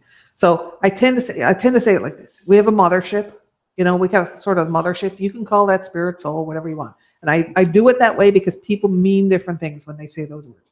So the mothership is the part of you that's had lots of lifetimes, lots of things going on, in fact, is outside time. So for your mothership, all of the lifetimes are happening all at once, and there's no separation and there's no distinction. So this idea that you have to kind of grow through your lives to graduate to better things, that doesn't even make sense to that mothership soul because it's outside time. All of it's happening at once. Okay? We as humans, we keep trying to make things linear and we keep trying to measure it. And, you know, the whole measuring thing is a symptom of being in a human body. The whole measuring thing is a symptom of time. And so it's really hard to grasp that for your soul that's outside time, it's irrelevant. Measuring is irrelevant because there's not before or after. You can only measure when there's a before and an after, right? Measurement is seek. I think that you can use measurement as evaluation. It doesn't have to be seek. But We wanting tend to have the answer. we tend to have a seek attitude because we tend to be wanting to be better. And that's the seek part, as opposed to have more experiences. But it's Right? okay, time is also okay because it's also part of It's time is part of the game, Yeah. right? And so it's not a wrong thing to want more experiences. It's not a wrong thing to want different experiences. It's the same as this whole polar split that we've been looking at, which is the access to resources is, you know, are you doing it from fear and anger? Are you coming from that I'm entitled? Are you coming from the holding yourself back? You know, where are you coming from with this? And it's to get to that place of it's all choice. You can manifest anything you want if you're willing. And what we're trying to do is get ourselves out of the way so we're willing. it. We're hilarious that way. Yeah, it's so fun now. Like, Right? it makes sense. That's the first time I feel like it makes sense to me. Yeah, and that's why we just cleared a whole bunch of stuff like that. And this is why you're going there, because you're going, well, wait a minute. How do I fit this into the Well, I'm whole always soul wanting to, picture? like, that's true of Germany. Well, I mean, I'm sure that's the truth. Yes. of everybody, right? It's coming up here and now because of what we just did. Yeah. Is that a question? Go. It is. Sarah has said, always am able to connect with campfire. However, in my life, I want to connect with my partner and child more deeply, but there's a wall I tend to manage. I think I want to flow, but instead I create friction. So go into campfire and call out the owner of the wall. Who owns the wall? Who's holding the wall? And then ask them their purpose. Ask them how it serves you. You put it there.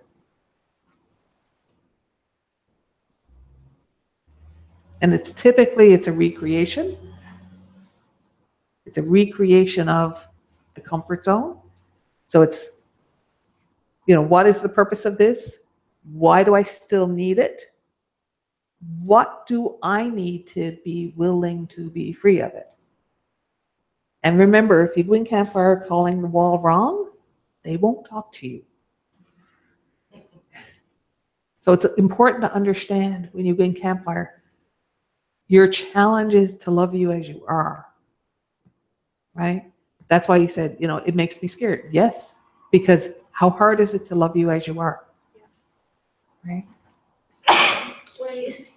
From my understanding of what we were doing, there was one triple polar split, but I think you said about other ones as well. I had other ones going on.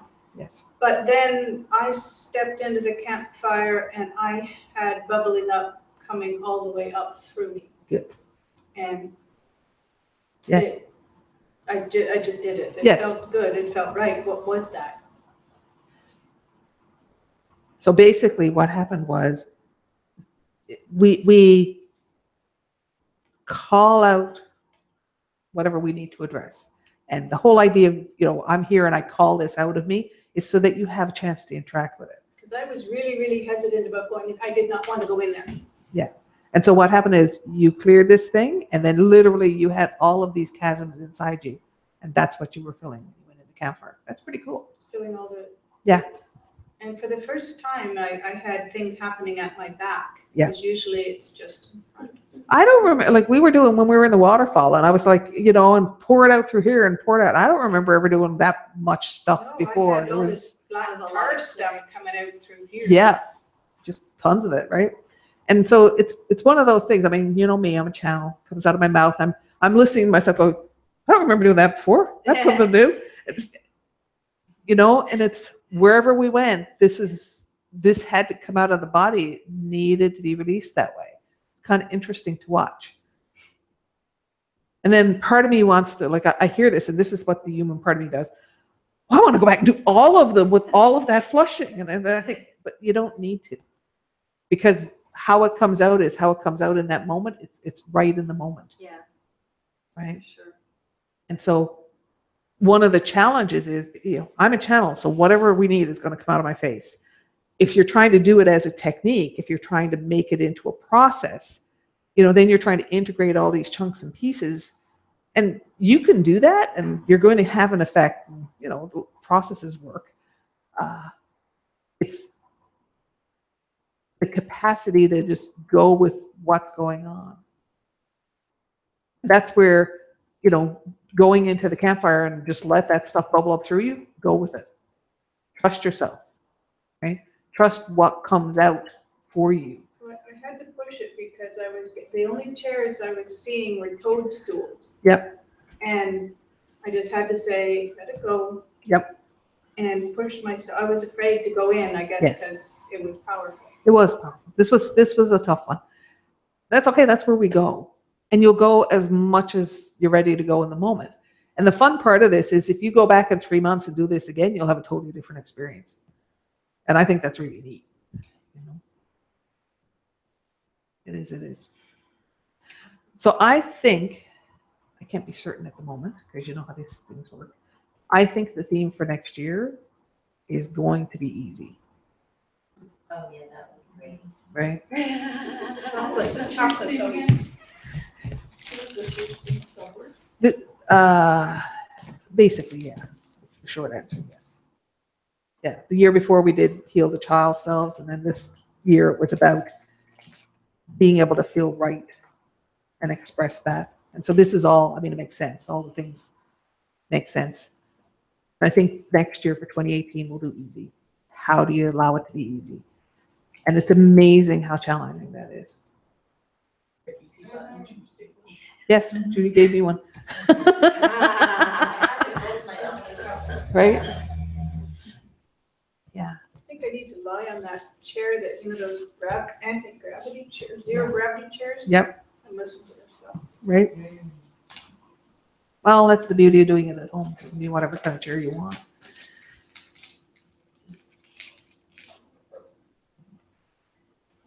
My chair in campfire was really uncomfortable. And I was like, why did I choose a really uncomfortable chair? So it could be that releasing this is outside your comfort zone. It's really literal, hey? Your subconscious is so literal. Yeah, It's for just sure. comical sometimes, right? It just, that all seems so easy. Right. It seems so, elementary. Right. Mine was a baby, right? So, and that was what you said. It was about feeling okay, or that I deserved to be loved, right? Yes. So the baby was the baby part of me that was like, hey, you know what? I was in a crib in another room. That was not cool. Right. You know, I needed a lot more hugging and loving, and yeah. Yeah. And it's neat to be able to give that. Yeah. I had a cat for that. Right? So you can go back to those child selves, bring them out in campfire and give them that. Yes. Well, it was kind of combining Yeah. through the whole thing. Like, yeah, Right. I was just holding them all. That's what we do. Yeah. And it's just having that, the minute it goes click, hey, then it just sorts out what you need. And I find that amazing because the concept wasn't even there before. And then suddenly it goes to chunk and you see all the pieces that you never looked at before. That's what we do, right? Mhm. It's interesting how your mind can be so numb for so many years doing it. Like you get bits and pieces, but you're kind of leave going, God, totally, like, everyone seemed to understand that. I didn't understand it. And it's just being limbic, I guess. Like, because You're just not ready for that feel, part yeah, yet. this is honestly, You're just not feel ready. frozen. Well, that's why I told you the story. I was like, I was doing the work and I found this polar split that was the rebel piece and the comply piece. And then automatically I'm going, well, where's the stand and fight? Where is the stand and fight piece? I had palpitations for hours because my body freaked out. And I like, really? I got a few years doing this, right? I kind of know what I'm at. But I could just watch. And it doesn't upset me or anything because I'm just going, okay, that's pretty deep, right? And so just go in and do comfort and go in and find the pieces. And so the advantage you guys have is that I break it up in chunks so it doesn't come at you like a sledgehammer, right? But after so many years, it shows there's still more healing. Absolutely.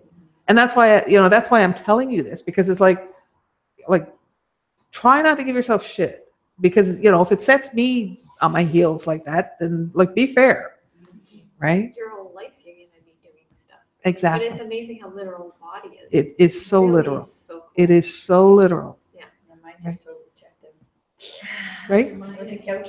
Oh, it's a nice sleep, okay. Half Half an hour later, it's You like. absorbed it.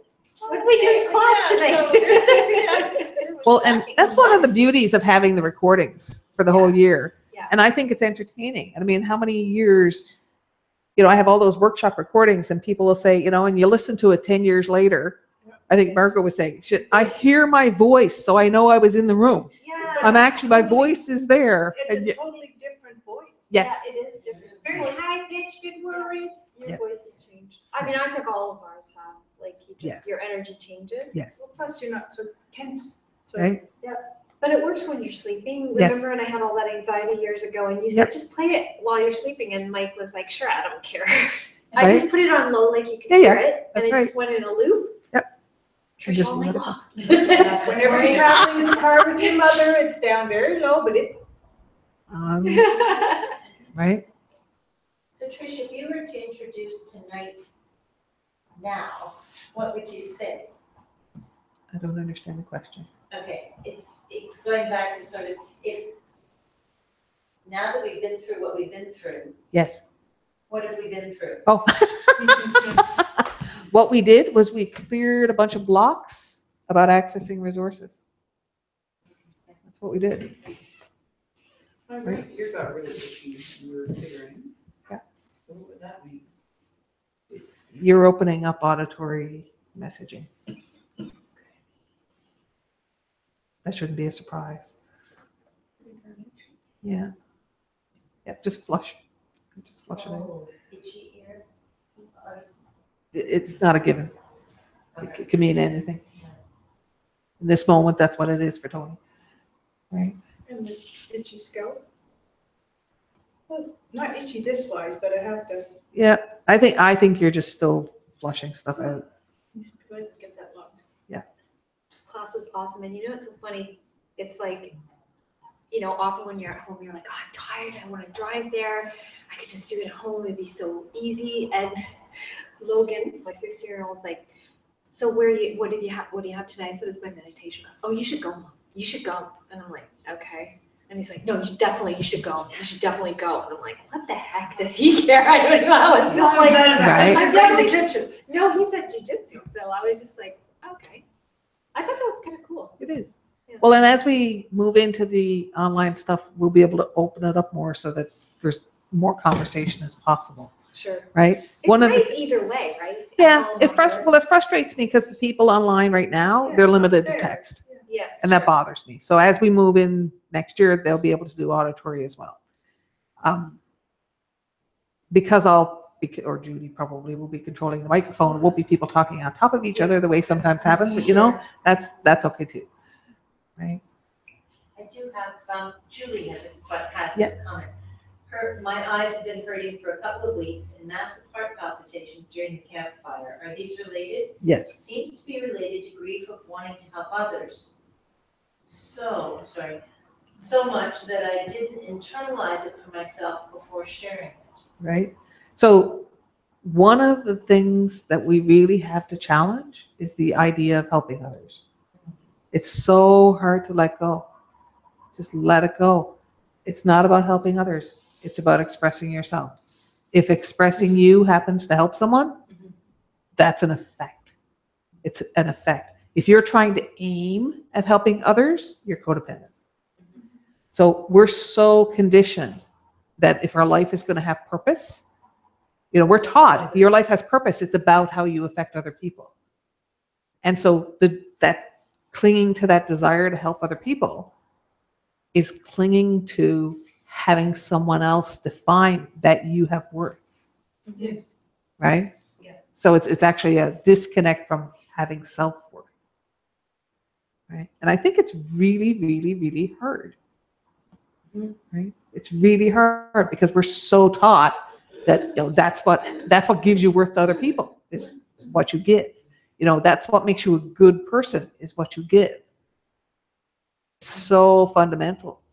And so the idea that you can be a person of worth simply by expressing who you are, And just sitting in the room. right? A Just cat being sitting there, alive. a cat sitting there purring lowers blood pressure. Right? And all it's doing is being a cat. Yep. Because I know it didn't take long before it's like, wow, what a difference having this beast is. Right? Well, and if you think of a flower, flowers don't sit around wondering about their effect. They're just being a flower. Right? Or the competition of the flower next to it. Right? But I think it's every religion's got that thing of serve, right? Yes. And that's a judgment. That's saying God is judging us. We're Right. only good if we serve other people. Right? So there's so much. But religion's not faith. Face, but Or there's not a spiritual guy I was looking at online, and he was really cool, very psychic, and he's doing this little thing where he's telling people all about themselves, and I'm like, oh, that's kind of cool. He kind of like Trish does that stuff, and then he starts talking about how we're living wrong and we need to be in service, and I was like, okay, well that doesn't, Yeah. it doesn't jive with me. No. I'm not. Do you have a version of that? Like not putting yourself in, like, Not putting yourself in what? in pain to serve other people. So I'm saying get out of serve Yeah. and into self-expression. Yeah. Now, here's the thing. If you're expressing yourself and you're true to yourself, you are love. Yeah. Right? Nice. And it becomes a give. So it's absolutely no problem to be in give because it's an expression of you. Nurses give. Absolutely. It's the challenge of not doing it through sacrifice. Right? It's releasing the sacrifice. So I think he may actually be talking the same thing I'm talking. It's just the lingo. Because when somebody says be in service, what everybody hears is sacrifice. That's true. It isn't That's necessarily the goal. And so the language is so challenging. That's true. That's a good point. I should go back and listen again because I thought that doesn't seem to fit with anything Anything else he said he's before, teaching. right? So You know? why would he be so like? Yeah. Also being called to something doesn't have to do it. Right? It's still a choice. I've said many times, right? You And, don't have to answer the call. right? You do not. You're not a victim of that either, That's it, the victim. right? You're not a victim of that either. I mean, I'm a channel and I get told to do stuff all the time. It's like, not, right? What's in here? That's a new story trying to come out. I get it a lot, mostly on that side.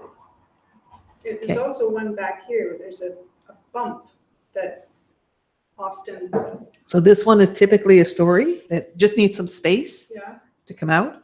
And so if you just did some freehand writing and say, whatever it is, let it flow. Because one of the challenges you have is, if you're working on a specific book or something, you're trying to stay in line with that. yeah, and that's not what. It doesn't work. You have to let things scatter and then gather them up and focus And them. what's this one here that's more? That's the one you're trying to keep yourself in focus. So it's a restriction. Okay. Not being Oh, okay. It is time, Victim of the story. right? Not a victim. I'm trying to control. So we did good. This was, heavy duty. We typically do heavy duty, don't we? We're pretty cool. I love this. Give yourself a pat on the back because you did hard work. And those who are here, help yourself to the chocolate. Thank Yes. you. All right. Good night, ladies. Thank you, Trish. We'll be back. I think it's November 8th. Judy will send out a note so you'll all know. What much to show. And I'm just gonna turn off my microphone. Good night, folks. It's been the Hollywood media, this 20-year-old fellow. Who, no, and his manager organizes it, and he shows up, and he has no idea who the person is. And since he's 20, often he has no idea who the person is. Yeah. And brings him forward and connects, and he's often talking about, you know, people who are still around, helping them. And it made me do a lot of thinking about father, certain grandmother, things like that. Just the thought that they're ready there. Halfway down. So there's a workshop connecting with your spirit. Yeah, so the trash program was on there. The store will be there for probably another week. The only reason it's not already down is because there's people saying, well, I haven't always looked at all. I know